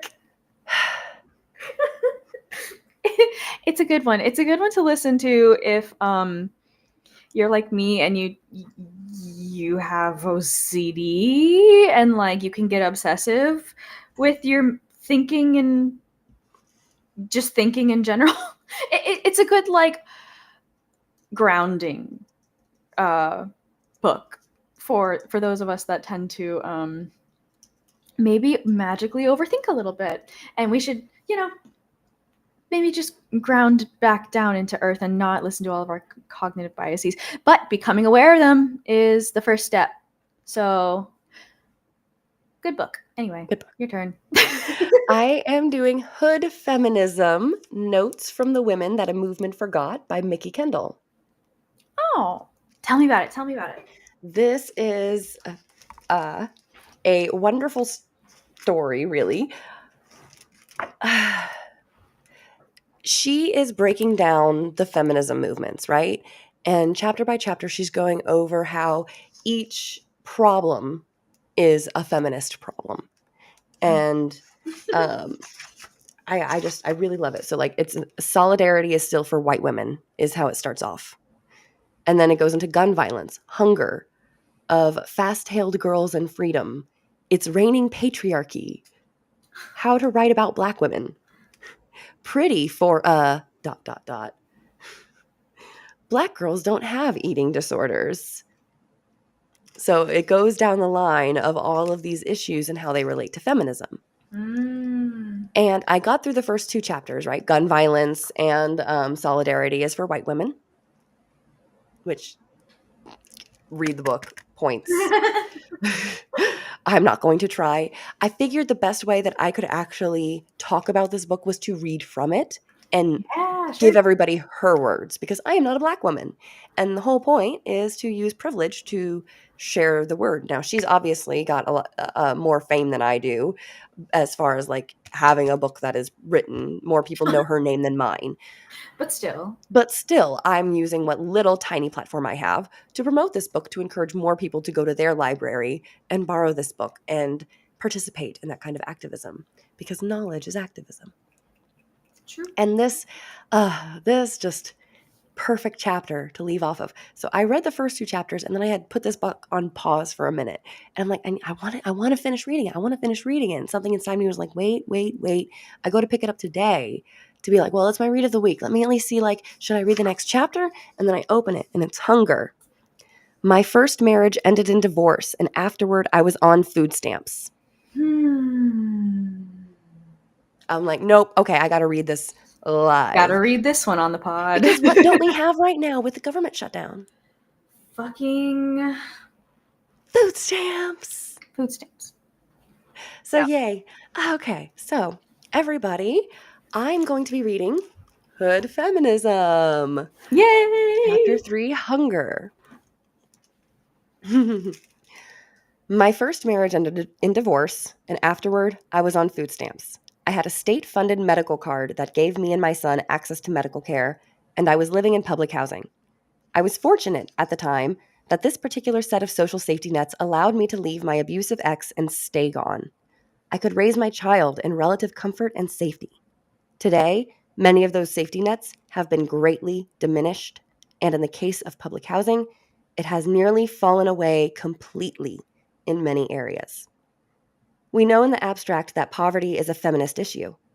Indeed, we think of it as a feminist issue for other countries, and that we are in a place where bootstraps and grit can be enough to get anyone who wants it bad enough out of poverty. But the reality is that it takes a lot more than gumption. I was lucky. I'm educated. My grammar school and high school curricula prepared me for a college education. I joined the Army to pay for my degree. And since I was in Illinois, a state that had a tuition-free veteran grant program for state schools, it didn't matter that I was doing this in the day before the GI Bill paid enough to be useful. I was poor, and it wasn't easy, but I had the handholds it can take to be upwardly mobile when you're marginalized and life is working against you in other ways. A child care subsidy meant that when my ex didn't pay child support, my child was still able to attend the high-quality preschool on my college campus. I got a bachelor's degree in 4 years and went on to work full-time and took a host of other perfectly boring but necessary steps that brought me to where I am today, with an advanced education, a wonderful family, and a career that I enjoy. If this were the usual heartwarming, feel-good tale about a single parenting in poverty, you might come away thinking, well, if she could do it, why can't everyone else? And you might expect me to say, it was hard, but I learned so much and I remember that time fondly. What I remember is hunger and crying when I couldn't afford a Christmas tree. I remember being afraid that I couldn't make it, that I would lose my child because I couldn't provide. It's hard to take a rich woman's children. It is remarkably easy to take a poor woman's, though. As a society, we tend to treat hunger as a moral failing, as a sign that someone is lacking in a fundamental way. We remember to combat hunger around the holidays, but we judge the mothers who have to rely on food banks, free or reduced lunches at school, or food stamps for not being able to stand against a problem that baffles governments around the world. Indeed, we treat poverty itself like a crime. Like the women experience it are making bad choices for themselves and their children on purpose. We ignore that they don't have a good choice available, that they're making decisions in a space where the handholds are tenuous or non-existent. The women in these circumstances may not have a grocer that sells fresh produce, or at least not one that sells produce they can afford. They may be working too many hours to be able to prepare food, or they might be dealing with food shortage issues. The story behind that pack of chips and soda at a bus stop is often far more complicated than any ideas of a lack of nutritional knowledge, laziness, or even neglect. Sometimes the food you access comes from gas stations, liquor stores, and fast food restaurants, and not a fully stocked grocery store, much less a kitchen. Oof. Ooh.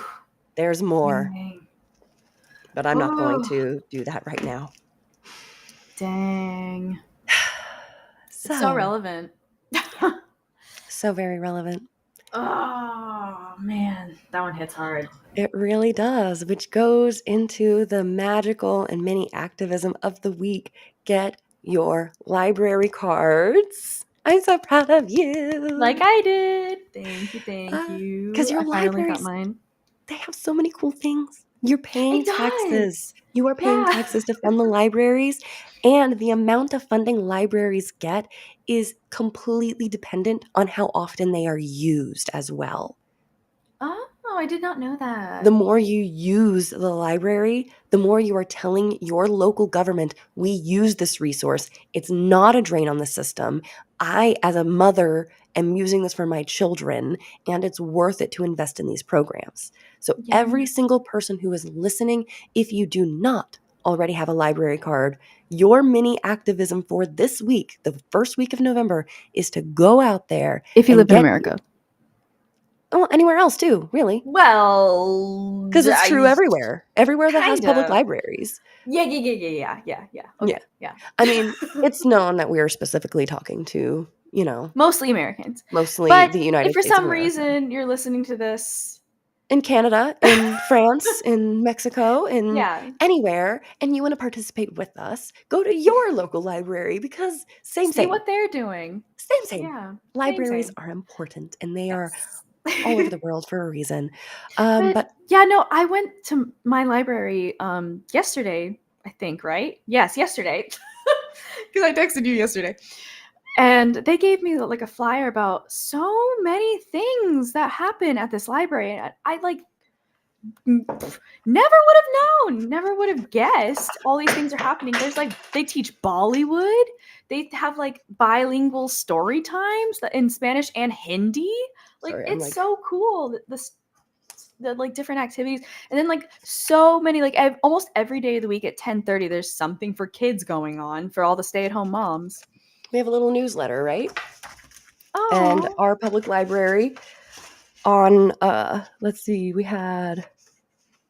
there's a book crawl, there's story times, there's baby story time, there's 4 story time, there's baby band camp, sensory story times. Yeah. We did creation stations. Oh yeah, see, I wish I had a way to get there during the day. We only have one car. Yeah, I know. But maybe next year. But they also have a lot of stuff that they do at night or on weekends and stuff. Yeah, specifically exactly, yeah. So that But parents can do that. I'm definitely gonna be going to those. For sure. I'm so glad I went to my library. Like, I never would have known any of this was available to me if I had not gone in and asked for a library card. Exactly. So do it, folks. And you can put books on hold at the library so that when you go, you just go and pick them up and check them out. And boom. Usually it's through an app these days. Like, usually but maybe not if you're super rural. Who knows? Just go find out. Mine is you just go online and I can just like browse through the entire library and be like, I want this on hold and I want this on hold. I live next to a major city, Atlanta, so mine's an app. Yeah. And I'm sure mine has an app and I just don't use it because I'm an old lady. Also, Libby is an amazing resource. Holy guacamole. They have like magazines on there that you can just look at any freaking time. You don't even have to wait for it to be on hold. For free. For free? For free? It's all What is that from? It's from a TikTok thing. Oh, okay. All right. It was a TikTok sound. I'm sure the TikTok sound is from something else, but I know it from TikTok, and it's like just on for free. For free. Yeah, Libby, great app. Go to your library. I'm so glad I went. Do all the things. And on top of that, I put on hold Kamala Harris's book, 107 Days. Ooh. And you want to guess how long it'll be? Like, what number I am in line? What number you are? 13. 162. Dude, you're going to get it like in 10 years. I know, right? So that is, I placed that hold on September 26th. And when I placed the hold, I was 207th in line. And I have 2 other books on hold. One is by Virginia Roberts Jeffrey, Nobody's Girl, a memoir of surviving abuse and fighting for justice. She was the Epstein victim who allegedly died by suicide. So that is, I'm 24th in line for hers. And then I also have Tidy the Fuck Up, An American Art of Organizing Your Shit. And I am 9th in place on that one. Wow. Have you read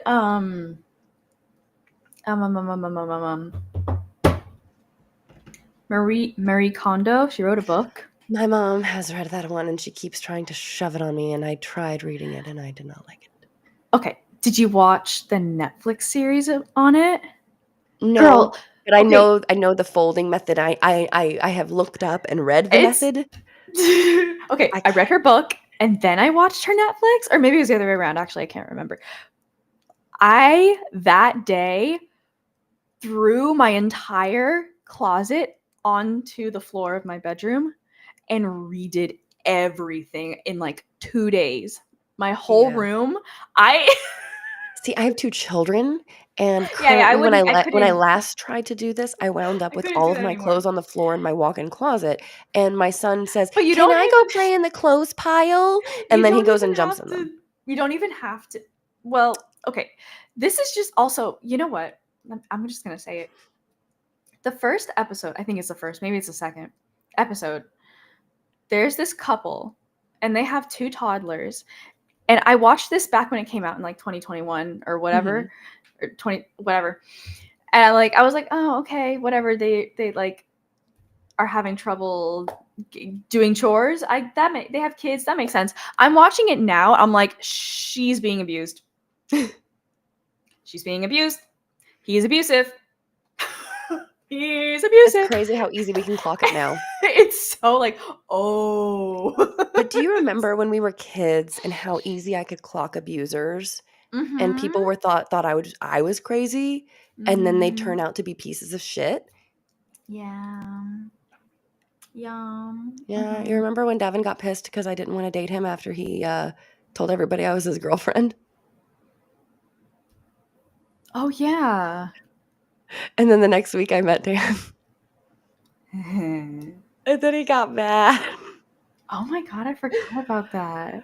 Because he said I friend zoned him. Nah, bro, you girlfriend zoned me. Right? Dude, boys. Fucking boys, man. I'm so glad I met Dan when I did, because fuck them boys. Yeah. So we are on our last little bit, and we're going to go quickly here, folks. Yeah. This is our tarot time. I'm going to do the Oracle deck this time. Ooh. Since I just feel like it. I like this one. Whatever. I don't need to justify my choices to you. I'm going to use my Supernatural Tarot deck. Yay! Okay. So for those of you who are uninitiated, the 3 for thee is pretty simple. Pick a number, 1, 2, or 3. And I'm going to shuffle this deck and pick 3 cards. I'm trying to make sure I don't accidentally knock over my microphone again. That is the noise I make. Ooh. When I make a noise. And I am pulling a political tarot specifically for the United States government shutdown and Donald Trump, because he's looking bad. Yeah. He's looking really bad.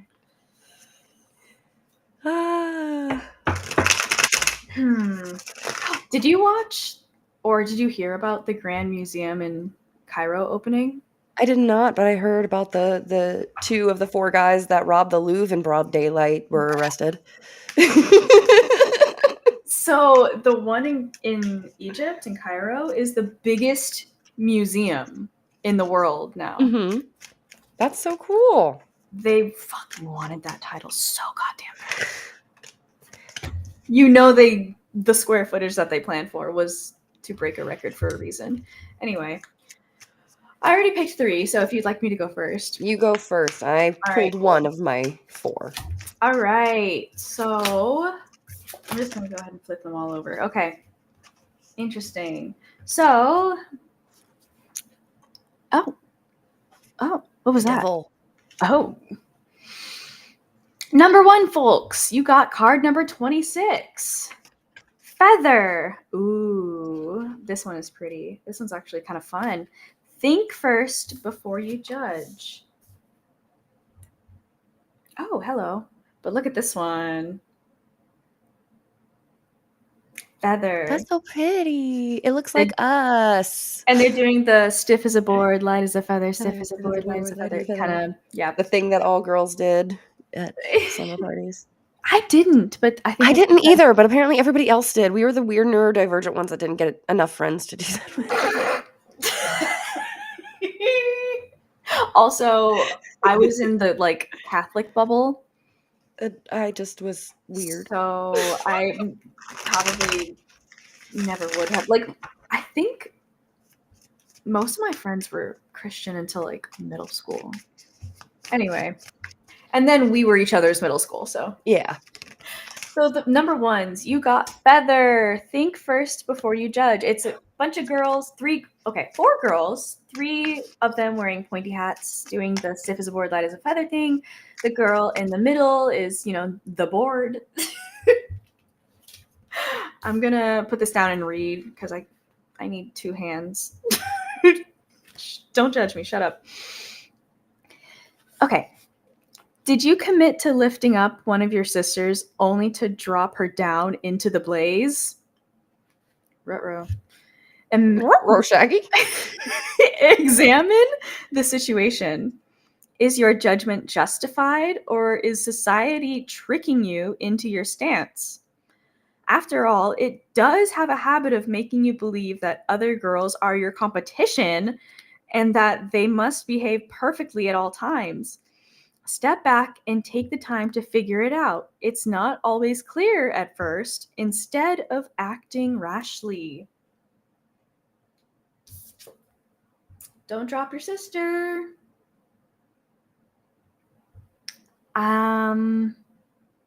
So, number 1s, I'm getting the vibe that maybe you're not seeing both sides to a situation. Maybe, give it another think. Try to see the most generous interpretation of the situation instead of the least generous interpretation, which is where I know I tend to fall victim to, seeing the least generous interpretation of someone's intentions before I then have to go, okay, but what actually maybe could have been their intentions? You know what I'm saying? Maybe just try to be. Maybe don't assume the worst. Don't assume the worst. Don't try to see the best in other an people, understanding. Yeah. Find the miscommunication before you jump to conclusions. There you go. It's usually just a miscommunication. I Right? I tend to find that most humans do have good intentions. So Same. same. Okay, number 2s. Everybody, Y'all don't forget got- to like all of the things, like and tap and comment and let us know you're here and that you're enjoying this, please. Please engage. We love And you. follow Elly on TikTok so she can show her pretty face. Okay, number 2s. You got the number 15, card number 15, which is garden. Oh, that one is so pretty and fun that we were talking about green witches. So if you're listening and you pick number 2, you might be a green witch. Something lovely will grow from this is the little caption at the bottom of the card. And it's a little... Oh, what is she holding? What is that? Is it a flower? Oh, and it's like radiating in her palms. It's a beautiful girl sitting under a tree and surrounded by flowers and a sword in the background. Okay. And she's holding a cute little flower and it says, something lovely will grow from this.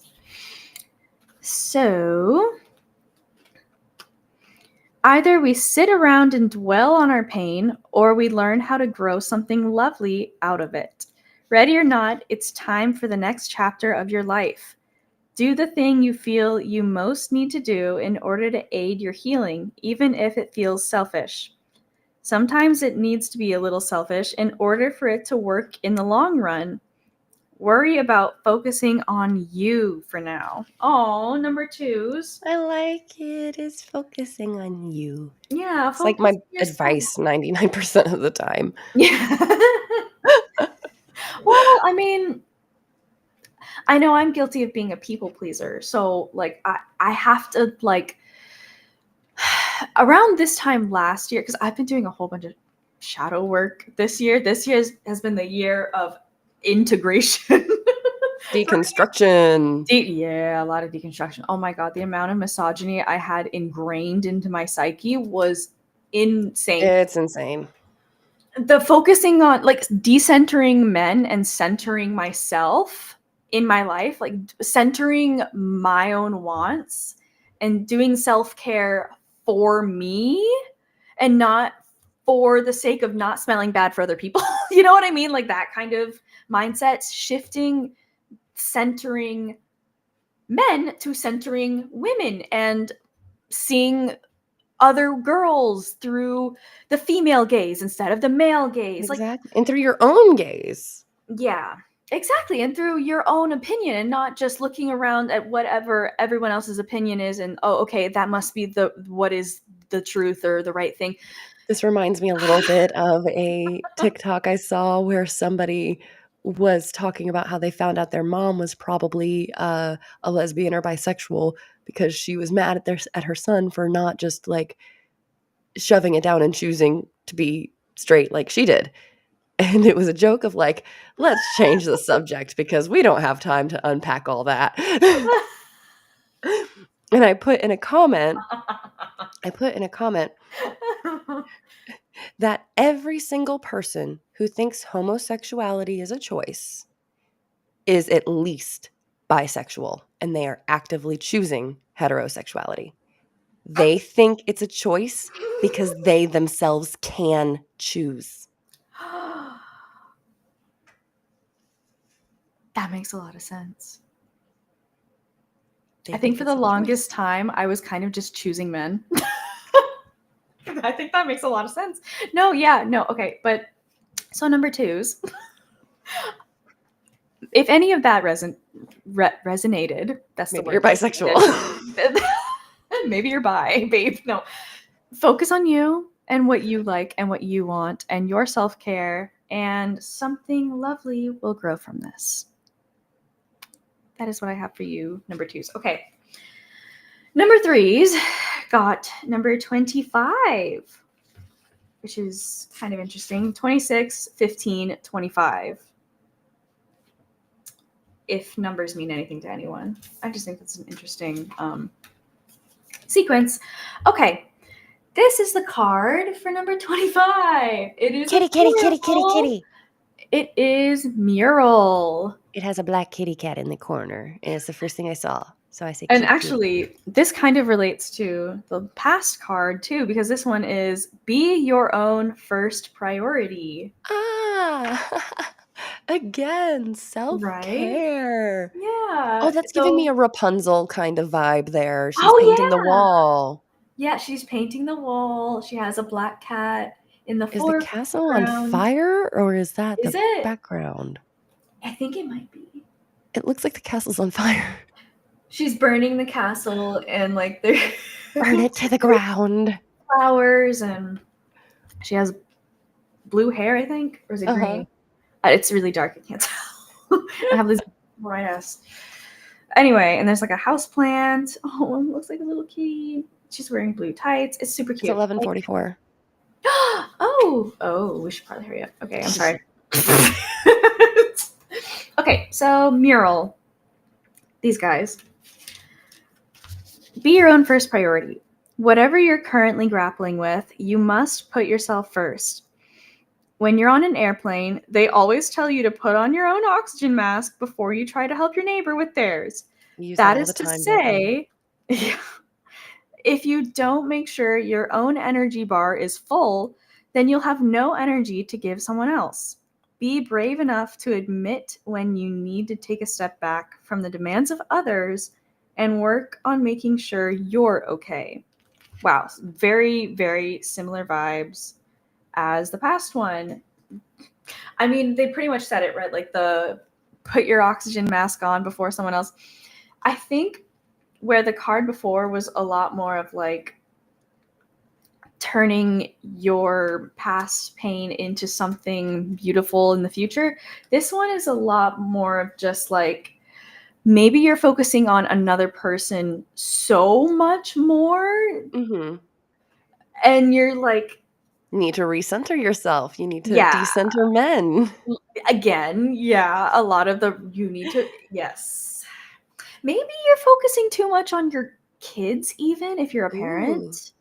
Maybe it's Yes, like a parents, you need to take a step project back and you or need to take time for yourself. yes, very that. You like especially us moms, we get so much like we guilt ourselves so much. I think there's so much just in the especially if you're like 30 plus Mm-hmm. moms, we grew up with like the Disney princess Exactly. version of motherhood in our psyches. So we're judging ourselves so freaking hard on this All the time. impossible standard.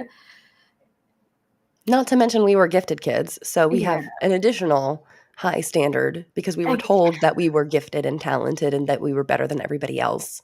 Yeah, so oh my god. Just being told that as a kid and then being like, okay, now live up to that standard For the rest of your life. forever. Like, oh my God, my mom used to be like, oh my God, Katie, you can, not even try and write a whole essay the night before it's due and get an A. Just imagine if you actually tried. Oh my god, I used to get shit like that all the fucking time. And my mom didn't even know I had ADHD. Like, she's Yeah, a teacher. She's a same. teacher. My mom thought all kids were hyper like that. Ah. All kids do that because all of our kids in our family do that. And I'm pretty sure my mom is neurotypical, so She's OCD. If she's OCD, she's neurodivergent. yeah. No, that's fair. Fun fact, if you have any kind of mental disorder, depression, anxiety, CPTSD, if you have ADHD, autism, OCD, any of those things, guess what? And more, you are neurodivergent. If you have anything other than a perfectly typical human brain that is in a textbook, then you are neurodivergent. We learn, we grow. Thank you for that You're very tidbit of welcome. information. Thank you. Okay, so yeah, be your own first priority. Decenter men. I think you're really going to like the political tarot. All right, let's do it. All right, so this is about the government shutdown and about Trump. So, hate that man. We start off with the 10 of Wands reversed, and I'm using my Supernatural Tarot deck, so it's Cass sitting on the bench, and I know you haven't watched the show, but for those who have watched the show and who know what I'm talking about, this is the episode where he is trying to talk to God and pray to God about whether he's doing the right thing or not during the battle between there's like a war in heaven. There's a civil war in heaven.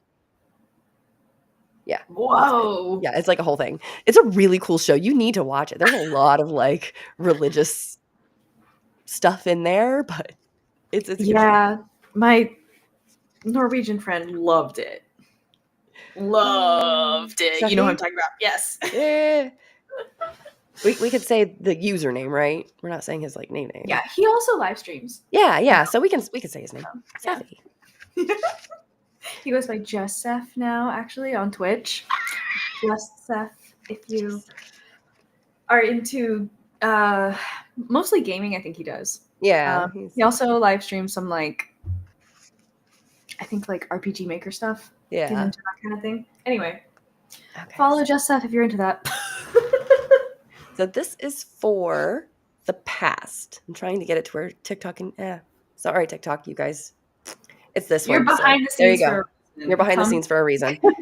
Come to the restream. Restream? Yep. What am I saying? Substack. We are on Substack and YouTube. So if you go to my link in my bio, you'll be able to watch the YouTube. Okay. So this is the 10 of Bones reversed. I'm going to read the top part for the context here. After helping the Winchesters prevent the apocalypse, yes. Your face, I'm sorry. I was like, As soon as I said that sentence, I had to look up, and I'm like, yeah, that's what I meant. Okay. continue. Woo. After helping the Winchesters prevent the apocalypse, Castiel finds himself in the precarious position of trying to secretly collaborate with both the brothers and Crowley, the king of hell, while fighting a civil war in heaven. Full of doubt, he prays to God to tell him if he's on the right path. 10 of Bones represents the feeling of being exhausted by heavy burdens. This card advises you to make sure the responsibilities you're choosing to take on are really yours to carry. When reversed, the weight of responsibility represented by the upright 10 of Bones has been lifted. You can finally breathe a little easier, with less stress in your life. Often when this tarot card comes forward in a reading, it's a sign that relief is soon to come. If you're feeling exhausted, know that the end of your troubles is near. Interesting. With this being about the government shutdown, hopefully shit will get better soon. yes, I think that. So the 10 of Joins is also in the weekly reading for this week. I'm going to have that posted either tonight or tomorrow. I'm going to try to whip it up real quick before I go to sleep tonight, but it just depends on if we finish up before midnight. We've got 9 minutes. So this was the card for the middle of the week. So I think this is telling me that around Wednesday, we are going to see some relief. Oh, hopefully. That would be nice. God. This definitely is representative of Taco Trump. I hope so. The devil. It's Lucifer. Like, actually, Archangel Lucifer. So, what is this referring to? Fuck. There it is. Jesus, I kept skipping over him. Okay, so this is when Lucifer is in the cage in hell, and that is why there's a king of hell named Crowley instead of Lucifer. So there you go. Okay. The devil is a warning against corruption, overindulgence, and egotism, traits that the fallen angel Lucifer has in abundance. Lucifer is arrogant, egotistical, and ruthless in his pursuit of revenge against God. He feels victimized and uses this as a justification to hurt others. Who the fuck does that sound like? Keep tapping, everybody. The Devil Tarot card indicates you're being blinded by that sort of single-mindedness, and as a result, you're allowing yourself to remain chained to your negative thought patterns and actions. Take a step back, look at the big picture, and consider the consequences of your actions. Now, I don't think that was actually advice for Trump. I think that was advice for us. Oh. Because if we are sitting here spiraling about every little thing he's doing, he's acting like an abusive boyfriend. He's acting like an abusive ex who is trying to hurt us for leaving him. That is why he tore apart the East Wing after the No King's Day protest. That is why he hosted a great Gatsby party the other night, the night before Snap gets turned off. The cruelty is the point. That makes a lot of sense, but that's gross. Wow. It is. Our job is to not feed our attention to the devil in the cage. We keep him locked up by ignoring him. Mm-hmm. You gotta hold back your narcissistic supply. You gray rocket. You gray rocket. You gray rocket, Trump. You just fucking ignore him. You talk about his dementia. You talk about everything but what he wants you to talk about. You talk about the bruising violence. on his hands. Talk about the Epstein violence. Speaking of all of that, so the future is the Wheel of Fortune. It's a lucky rabbit's foot. The Lucky Rabbit's Foot episode is one of the best episodes. I can't wait for you to like watch Supernatural. And we're gonna have to watch Supernatural together. That might be the next like watch party we do. Is you and me sitting together and watching. All of it. Possibly. I give you permission to watch without me. But yes. Okay, all right. Okay. What is it on? Netflix. Oh, okay. All right. Well, shit. I guess maybe we'll find out if my library lets me have a Netflix account. Well, if not, a lot of times they have the DVDs, and Supernatural is on DVDs, like all seasons. I'll have to get a DVD player. Do they rent DVD players? Sometimes they do, actually. Yes. Maybe I Sometimes can they go to do. Goodwill. I'm sure Goodwill has to have a DVD player. Don't go to Goodwill, go to any other thrift store, and I 100% Oh. guarantee you will find a DVD player. I buy them all the time. That I makes have like sense. I have one like right over here that I bought. Yeah, it's right over there. So I have one that I bought for like $5 from a mission Ah. thrift. Oh. Okay. Anyway, So- sorry. The Wheel of Fortune Yes. is the future. Okay. The Wheel of Fortune represents a twist of fate or major change in luck, such as the ones brought on by the legendary Lucky Rabbit's Foot, which showers the person who possesses it with an amazing spree of good fortune until they lose it. When you lose, this is the episode where Dean calls himself Batman, because when he has the rabbit's foot, he like makes so many lucky like moves while fighting with the bad guys, and because they lost the rabbit foot, they have really, really bad luck. So imagine somebody with really good luck fighting somebody with really bad luck and how that would look. Like Batman? Well, more like Home Alone, but when he does a really cool move and Sam looks over at him like, he's like, I'm Batman. Because he's a child. It's a funny show. So, yes, this is one of my favorite episodes.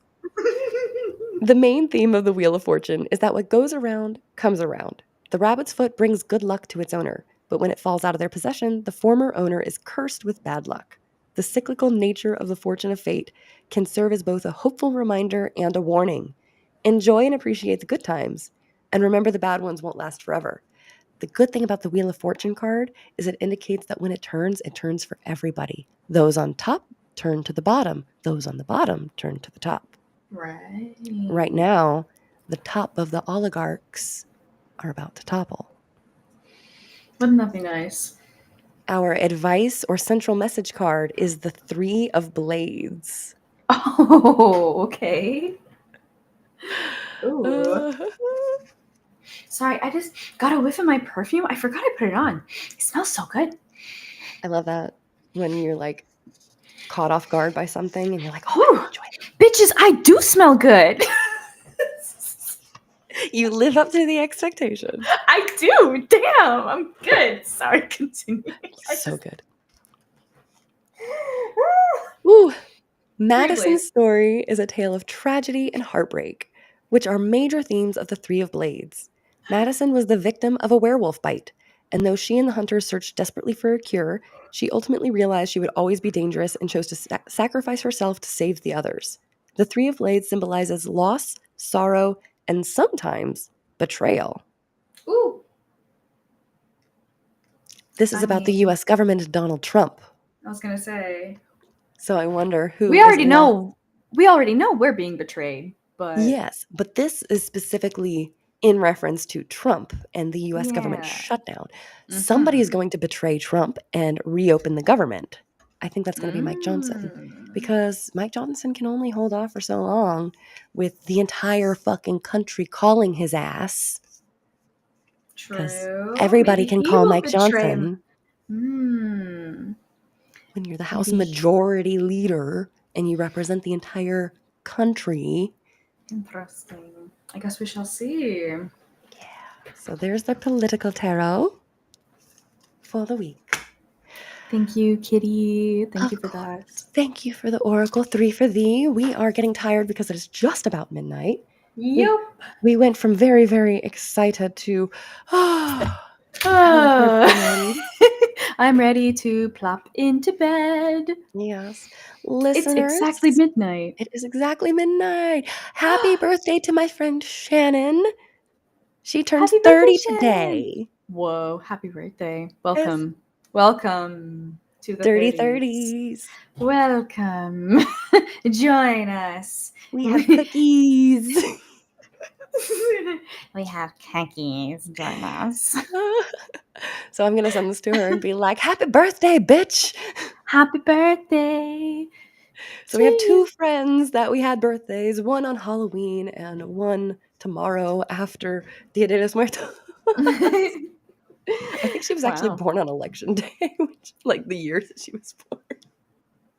Oh, that's interesting. That's funny. Oh, so listeners, what do you want us to talk about next week? Let us know in the chat. Drop us a message. Join the Discord. We've got another member or two in there, and I'm going to be sending some tarot readings tomorrow. I didn't get them to them today because I had to put in effort for the podcast today. But tomorrow it will be up, and I will do some tarot readings. Yay, tarot. Whoop, whoop, whoop. Okay, so follow us everywhere. There's that. I need my notes so that way I can. I'm dead. I can't think on my feet anymore. I think we did it. I think we did the podcast. I think we did, and we did it right at midnight. We're ending it. It was We're 2 hours and 20 minutes. But it was fun. It was very fun. It was fun. I enjoyed this. It was a good time. I'm glad we did this. Thank you. And we didn't get interrupted by a baby. Amazing. Right? Your method worked. Oh my God. Yeah. Okay, so everybody, stay magical. Keep being a menace. Blessed or hexed. Thanks for listening. Later, witches. Later.